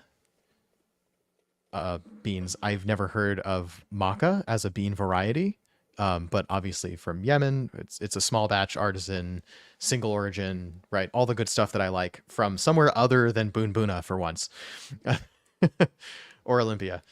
Actually, on that note, On that note, when are we getting our Demi Taste podcast Boon Boona collaboration barrel aged coffee? as soon as we can source a barrel for them, Cool. I will get on that. like you have an email thread. Yeah, Like there's the things are being talked about. I wouldn't say things are happening. There's no I commitments, but it's know. being talked about. Yeah. So, Costco's been selling occasionally better than the like rebranded Starbucks beans for a while, and I used to like the SF Bay Rainforest blend, but it's gotten to taste kind of on the burnt end for me, or my coffee tastes have developed where I don't like a roast that dark. This Portland Coffee Roasters medium roast that Costco carries is a proper medium roast. It's good for drip coffee. It's good for espresso. This is probably my new favorite grocery store coffee right here. So this is what I've been using for most of the time that I make a pour over. But I used the Mozart's coffee today because it has this nuttiness I thought would work really well with some sweetener and the whipped cream and the earthen. So I made that today. It's really good. And what's interesting about it, so you taste this earthen by itself, and it's like, okay, that's like it's not really whiskey. It doesn't really substitute for whiskey, but it has this woodiness to it, right? It has this Yeah, lightness to it. This like it's for sure like it serves as a spirit base. So Like cinnamon barky almost. yeah. So it's a different kind of woody. It's a different kind of light. And what's interesting when you put that in coffee, it doesn't taste like coffee with bourbon or coffee with Irish whiskey. But it does taste like coffee that has had something whiskey like added to it, and it's a Ah, different flavor profile. I don't usually like Irish coffee because I think especially if you use bourbon in it, a lot of people put bourbon in their coffee, sort of takes over. I haven't really tried yeah. Irish coffee with Irish whiskey in a while. I should, but my impression, my memory of it is that it sort of adds so much to it that it takes away the coffee flavor. This earthen added to coffee in those quantities listed in the recipe, the 8 ounces of coffee, ounce and a half of earthen, really comes across as a nicely balanced. It tastes like a triple distilled Irish or like a column still type of whiskey where it's like Mhm. it's whiskey-ish, right? It's good. It's not whiskey, but it's whiskey-ish. It works. So, don't tell the pawn, but the last time I made Irish coffee, I used this.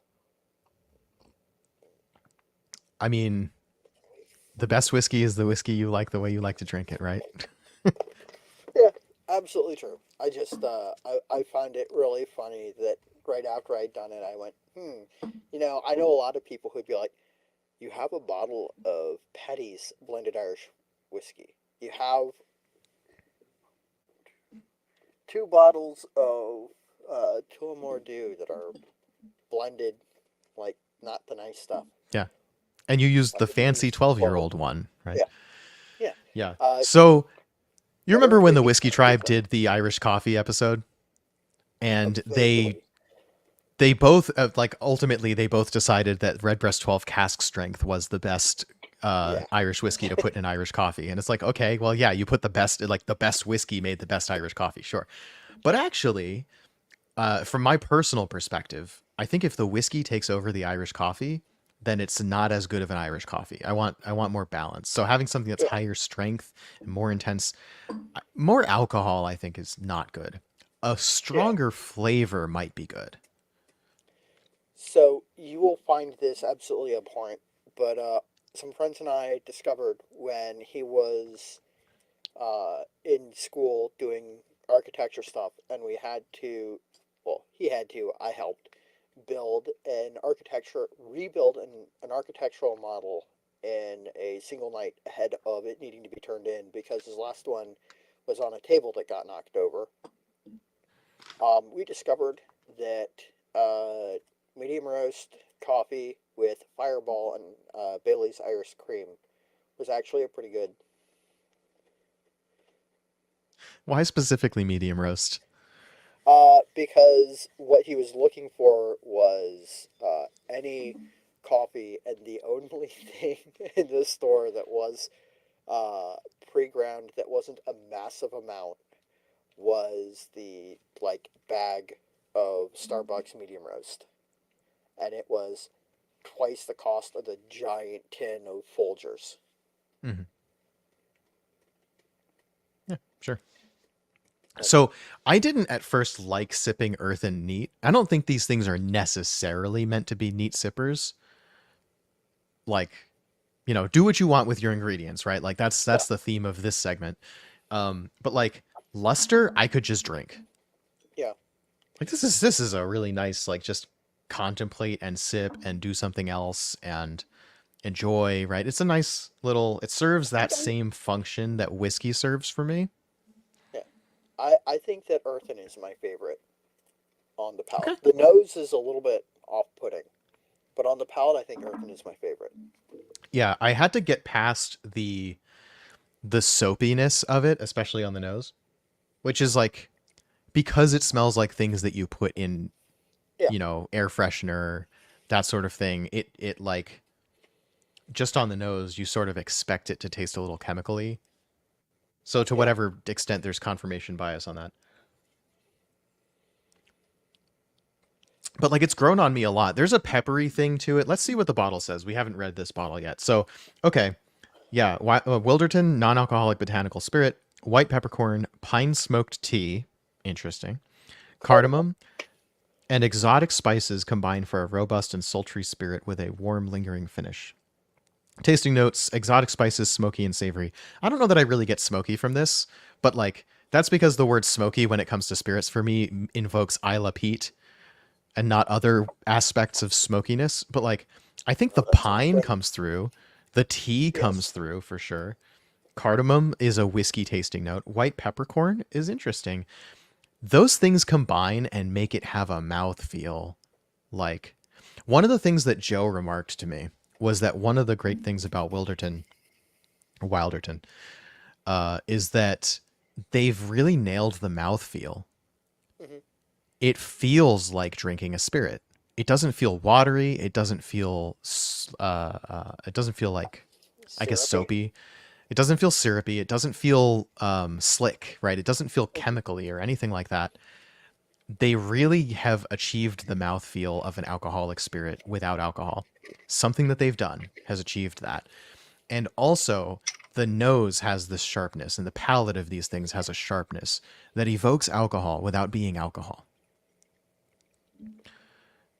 And like Yeah. one of the ways they've done that is maybe there's ginger in these infusions, maybe there's pepper in these infusions. And I think that's really cool that what you have here is something that feels, it's genuinely trying to be its own thing that has a function Hmm. in cocktails that isn't exactly replacing a spirit. It's just good. It's good stuff. So, would you like to laugh at me for a moment? Sure. I have right beside each other my Glencairn, or had my Glencairn with uh, just a little bit of tea in it from my tea, so I could get like, so I could nose my tea right next to the earthen. And I went, I'll do the earthen and ginger. That's why I brought the ginger ale up here. I'll just go ahead and do it right into glass. Glass that I grabbed was the one with tea in it. Hmm. Oops. So this So one, interesting comparison.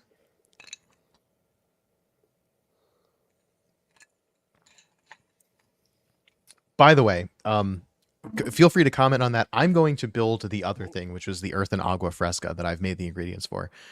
yeah, So I'll be absolutely. back with you in a minute. So the tea and ginger ale is quite good. Not what I'm really interrogating. I will say, with the ginger ale in it, the like walking down the candle aisle at a craft store nose really hits harder. It is a little bit more off-putting. Like, and personally, I'm not a huge fan of the candle aisles in craft stores. They usually make it hard for me to breathe. Yeah. And on the palate, it loses a lot.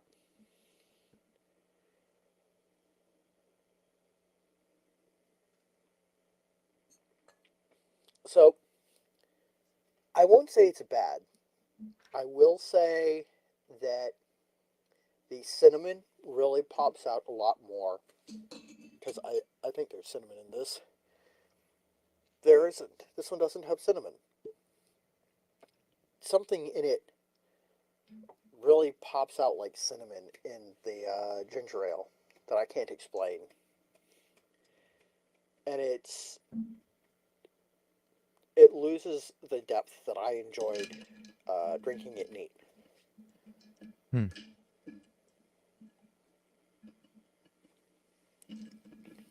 But um, good good lesson for future me. Tea and ginger ale is actually a pretty good combination. Yeah. Nice. I'm finding that my agave syrup doesn't want to dissolve in my very cold hibiscus tea. Um, so the earth and agua fresca that I'm putting together right now is 4 ounces of hibiscus tea. Whoops, I put 8 ounces. So this is gonna be a little weak on the other flavors. Oh well. So 4 ounces of hibiscus tea chilled, an ounce and a half of earthen, 3/4 of an ounce of lime juice, 3/4 of an ounce of agave syrup, and garnished with a lime wheel, which I'm not doing because I'm lazy and I'm on stream right now. So I went out to the store specifically to buy hibiscus tea and lime. I'm not using the lime. Again, lazy. But the hibiscus tea I didn't have. I needed to get. Ask me how many times I did garnishes on my carefully prepared for YouTube channel. Do you want me to guess or just ask you? Either way, I'm gonna guess you did it maybe a half dozen times. How many I times did you do it? about a third of my videos I did a garnish, and usually I'd say, "Hey, uh, this recipe calls for X, Y, or Z as a garnish." I'm not wasting time on that because I find that they usually don't add anything to the drink. Right, but sometimes they Greg, do. yeah, Greg from How to Drink has a different opinion, and I'd say that he's right when it comes to like expressing like a lemon peel or an orange peel over the drink. But like um, some of the like tiki cocktails that have just like a pineapple leaf stuck into it, that doesn't do anything except give you a big pineapple leaf. That, if you aren't careful, will poke you in the eye. Yeah, I was just talking about this earlier today um, with my sister-in-law who's staying with us right now. Uh, why do you put why would you put garnishes on cocktails, and why would you be okay not doing it? Right?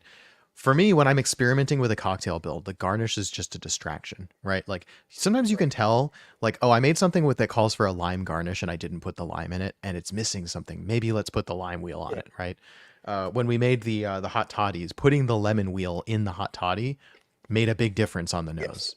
That's important.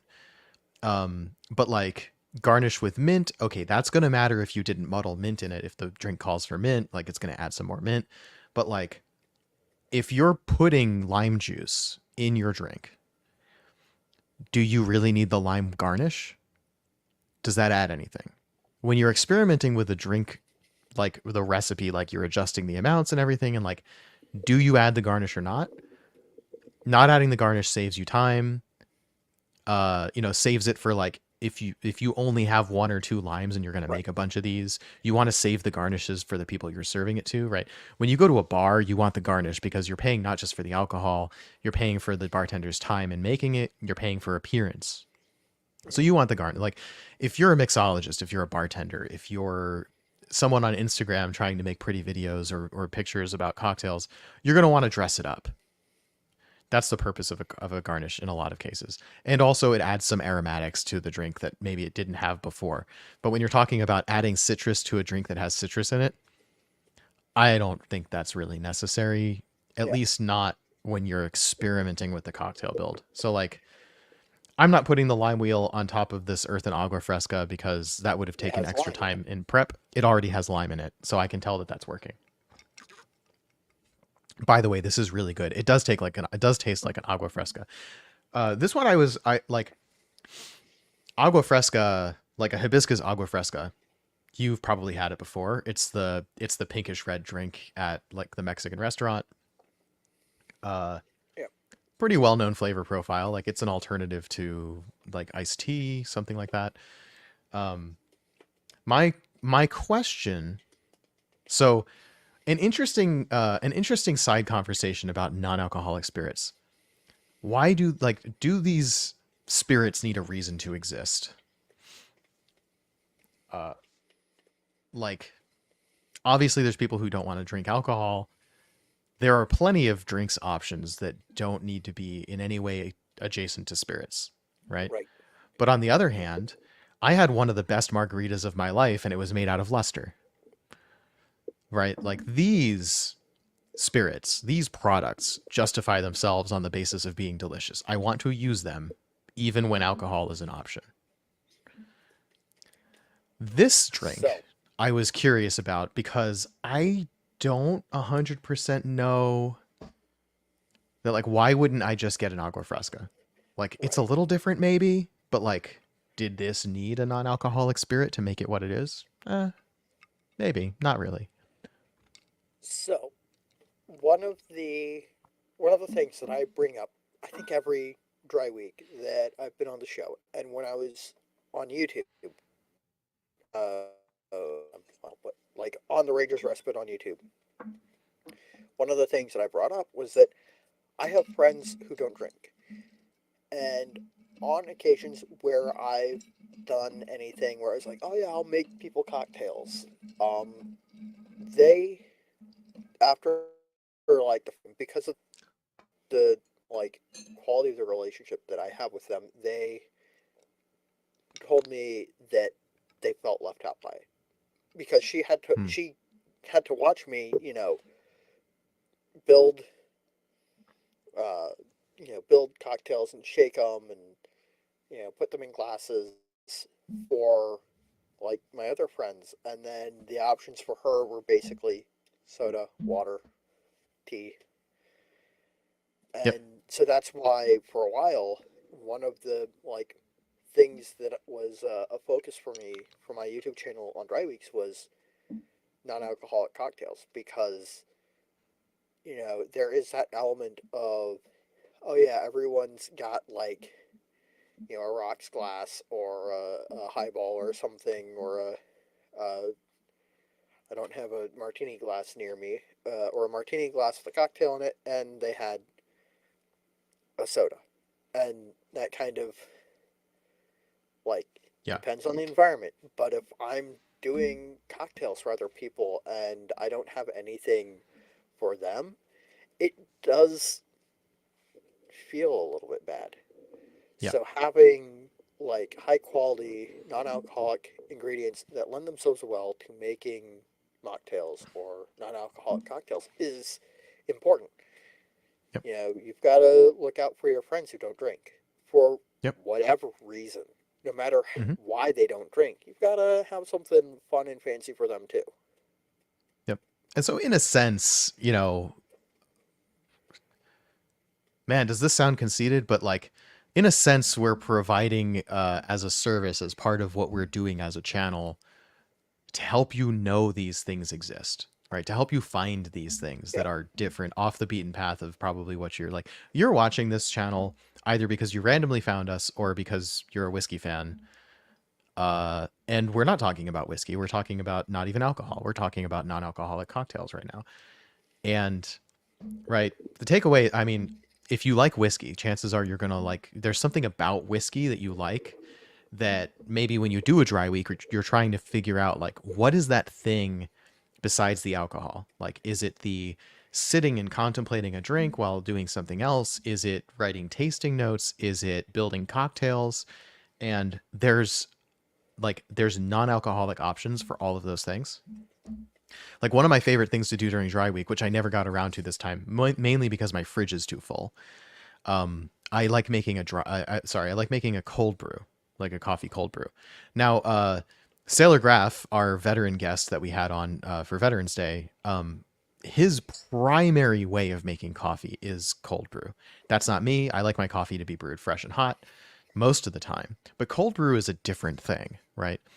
In a way, like it ends up being less bitter, more sweet. It has different tasting notes.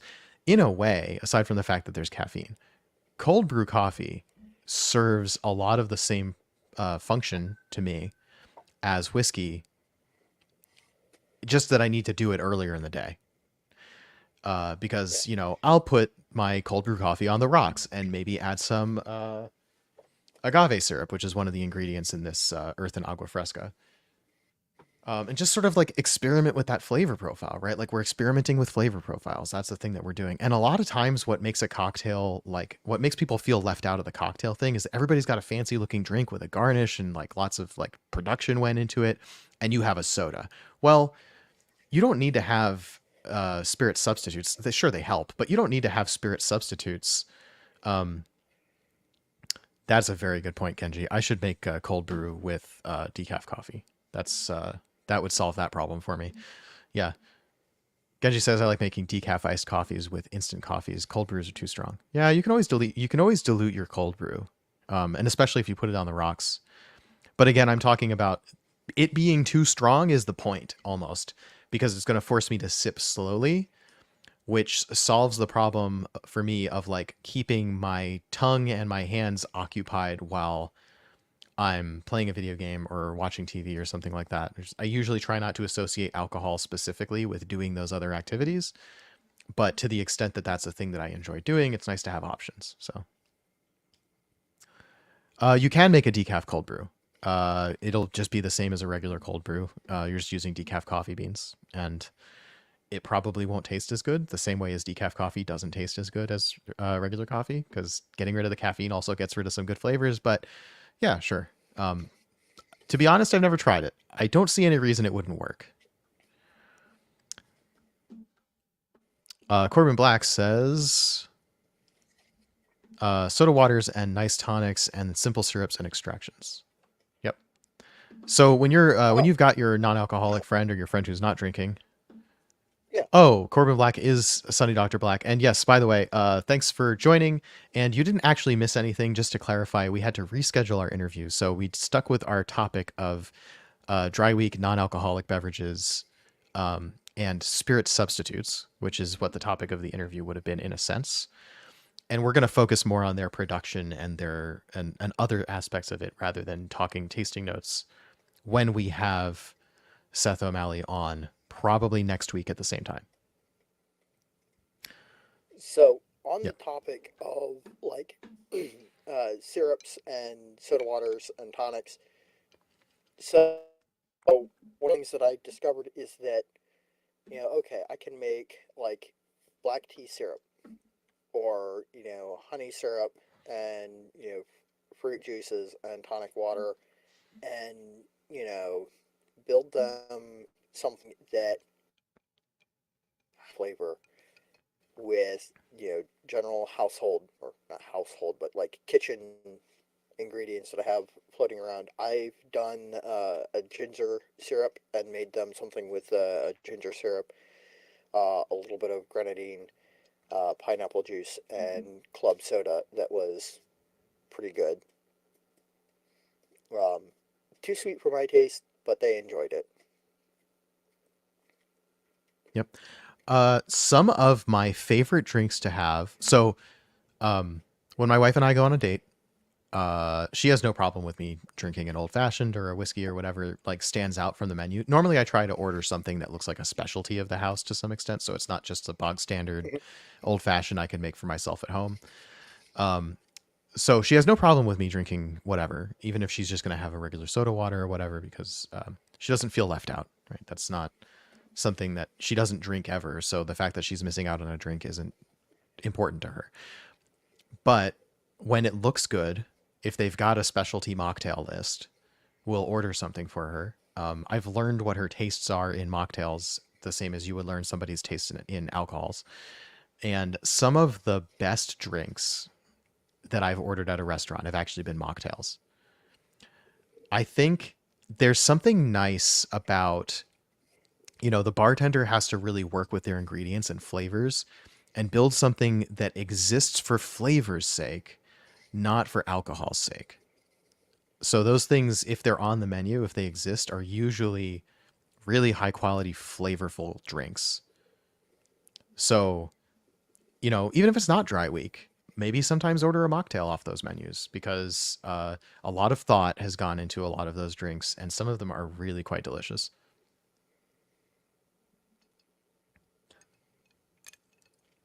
By the way, this is very refreshing, this earthen agua fresca here, right? I still don't think that like, it's not a unique thing. Like, it might be a slightly different flavor profile. Like, this particular instance is, I didn't need to have Wilderton to make this drink No, necessarily. I will say that in But I'm the happy with sense it. that the earthen is a unique flavor profile. Um, sorry, I just read Genji's comment. Is there a mocktail vodka cranberry? Yeah. Uh, uh, I'm not laughing at you if this is an honest question. I have to say Oh, it's an honest question. Yeah. probably probably cranberry juice with like a splash Sprite or something that brings another dimension to it because really most of what you're getting from a vodka cranberry is basically cranberry juice that is slightly diluted. I mean, Mm-hmm. flavor wise. Yep. So Yeah, I agree. you'll want to, I think, like a splash of Sprite would have the benefit of giving you a, that might be a little too sweet. Mm-hmm. I think just soda water or tonic. Yeah. But yeah, I think that's a good observation. When asking a question like that of yourself, and like I think the extent to which Phil and I are amused by this question is like vodka cran is like the default call cocktail for vodka, and it's like it isn't something Yeah. that's easy to replace. It's just like this is an awkward question for us because like it's not something we have experience with, and it's like there's no real equivalent because so you have your cranberry juice and like a vodka cranberry I don't personally like. That's just me. Um, Mostly I don't like cranberry that much. So but what you get from a vodka cranberry, you get cranberry juice and you get some extra sharpness and a little bit of dilution of that flavor because you've added the vodka to it. So the question I would ask you is, or ask yourself about any of these cocktails that you're thinking of a replacement for, what is it that you like about that cocktail and how might you achieve that? So if it's, you want cranberry juice that's a little bit less cranberry, you could add some soda water to it. And the soda water adds that sharpness, I guess, the prickly sort of Mhm. thing that vodka would add. It's not exactly the same thing. I think getting away from the idea that we're trying to find exactly the same thing but without alcohol is where you really get the creativity. You get the good drinks, right? If you're Yeah. just trying to replace alcohol, you're going to end up with a pale imitation of what the thing was with alcohol. But if you say instead, I like the cranberry, and I like if my drinks are a little bit sweeter. I like if that cranberry juice is sort of diluted a little bit. And then you start thinking, oh, like what other ingredients could I play with? Right. Like I might take that cranberry and say, I just made grenadine, right? Like right now, everything seems like a good opportunity to put grenadine in it and just see what happens. Because I've got a lot of grenadine I have to use up, and also I've never made grenadine before, so I've never had grenadine in my house before. I'm learning how this ingredient works, so I say, okay, cranberry juice. Let's add grenadine to it. Why not? Let's see what happens. And then it's okay. It's a little too sweet, maybe. Let's add some soda water to it. Maybe it's like it's not a strong enough flavor anymore. It's lacking something. Let's throw a garnish of lime on there, and now I have some. It's not a vodka cranberry, but I started with that idea and I came up with something that maybe I like, or maybe I don't. Maybe I found out this is a bad idea. You just So don't know until you try. the simple drinks of social for social occasions. If you're looking for non-alcoholic, Shirley Temple is actually a pretty good. It's a little bit sweet, but it's a pretty good, um, a pretty good, you know, easy. Everybody knows what it is.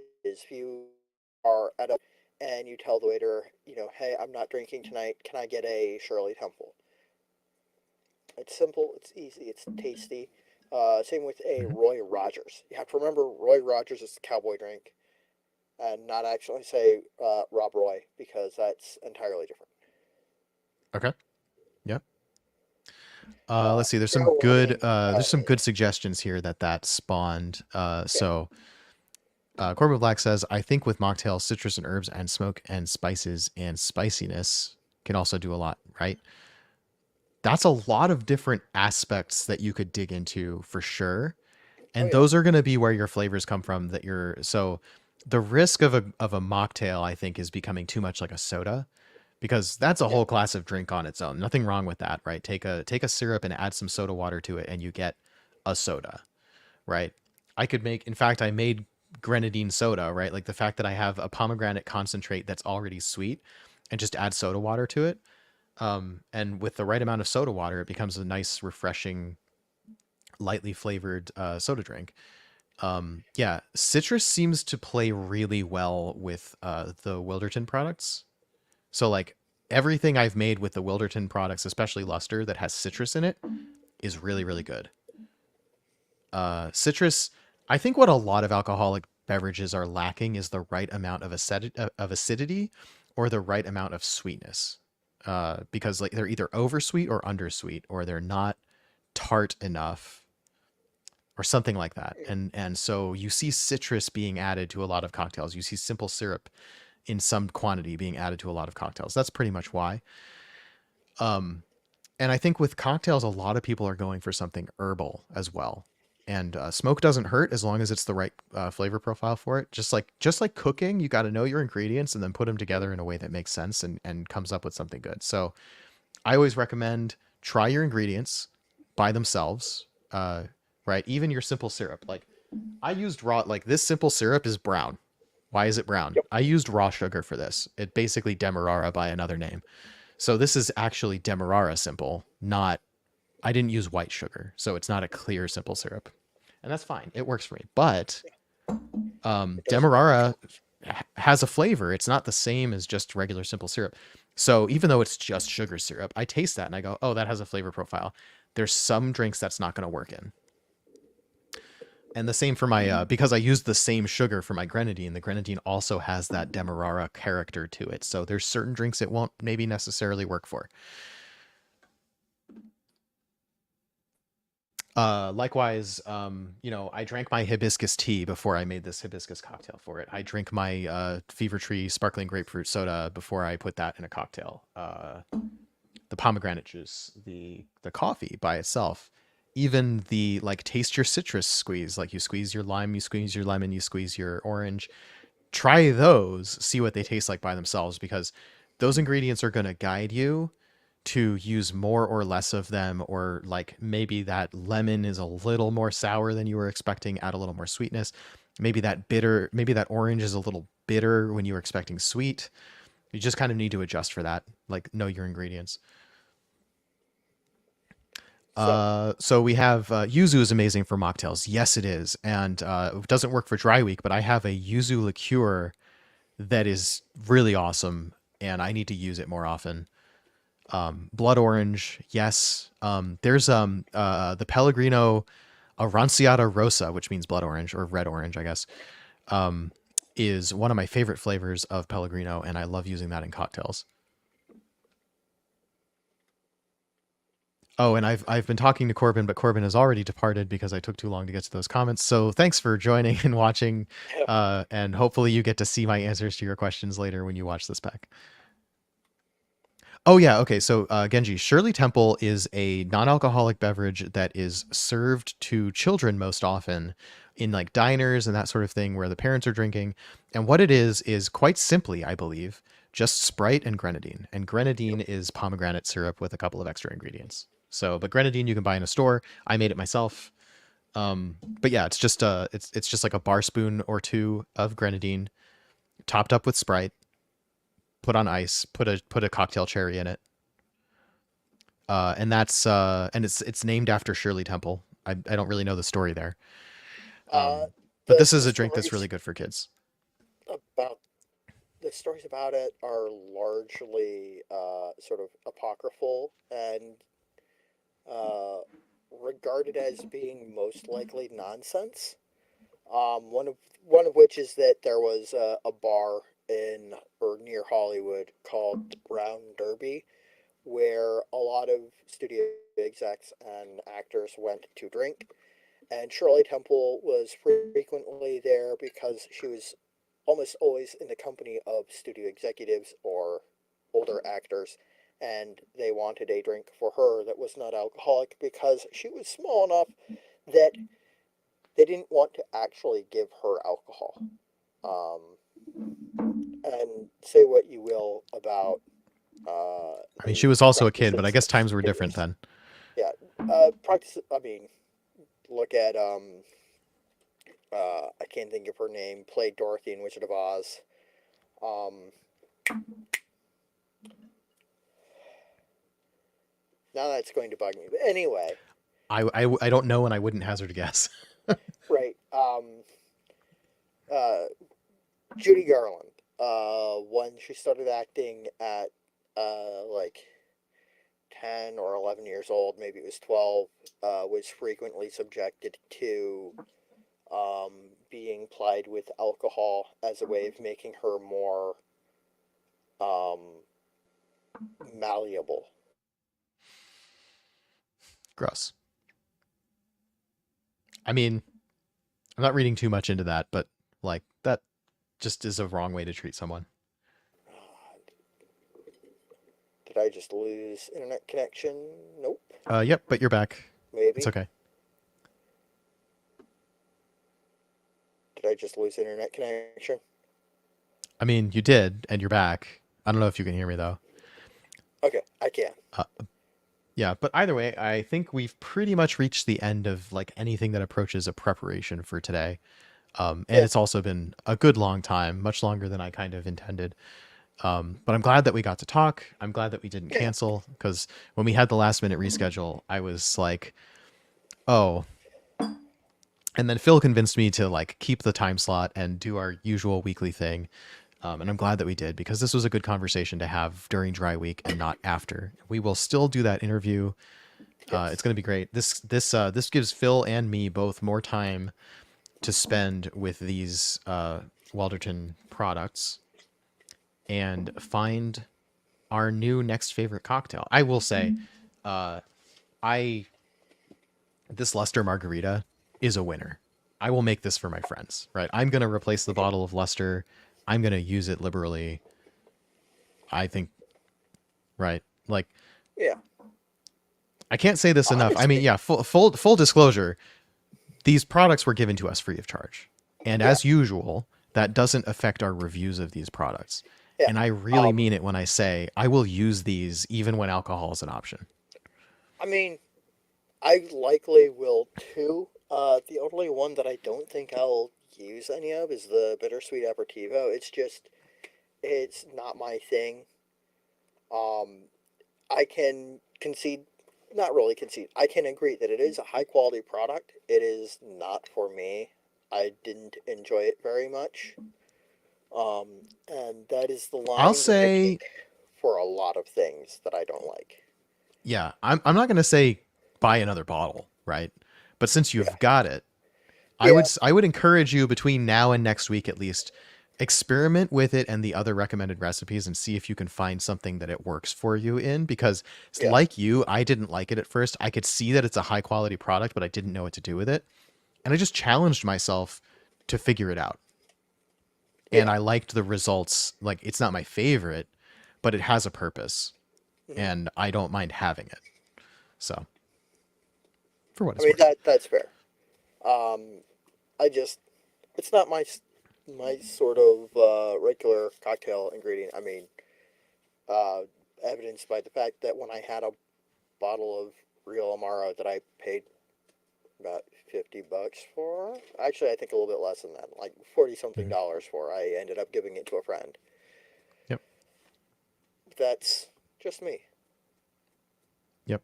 Same. I've never owned a bottle of Amaro or Campari or anything equivalent, but having this and feeling like it does a good job of being the bitter element in a drink makes me want to go buy an Amaro or a Campari or both. I don't know what the difference is between them. Like I know they're both bitter aperitivo type drinks, but I don't know their flavor differences. I I want to honestly compare. don't either. Yeah.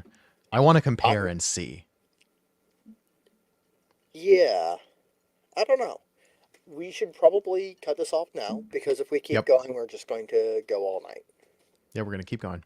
As we frequently uh, find ourselves having to cut ourselves off because we hit the end of our time slot. I think we're about at the end of ours tonight. Yep. Yeah. So cool. This has been a lot of fun, Phil. And Absolutely. you know, I do have still a drink in my glass, so I can cheers you. It doesn't have alcohol, but you know what? You can cheers without alcohol, especially during Yeah. dry week or dry January. Um, yeah, since this was just an episode of people from the Whiskey Lodge talking about whiskey and whiskey related things that we enjoy, we did brand this as the Whiskey Lodge cast. And as usual, you can find us and interact with us at the Whiskey Lodge. And I will put a link to that in the description of the video. There's a link in the Discord, in the Twitch chat now to the invite to the Discord. Uh, yeah. Been a great conversation, Phil. Thank you for convincing me to go ahead with this, even though we had to reschedule our guest. And until Absolutely. next time, I'll see you in the lodge. Sláinte. Cheers.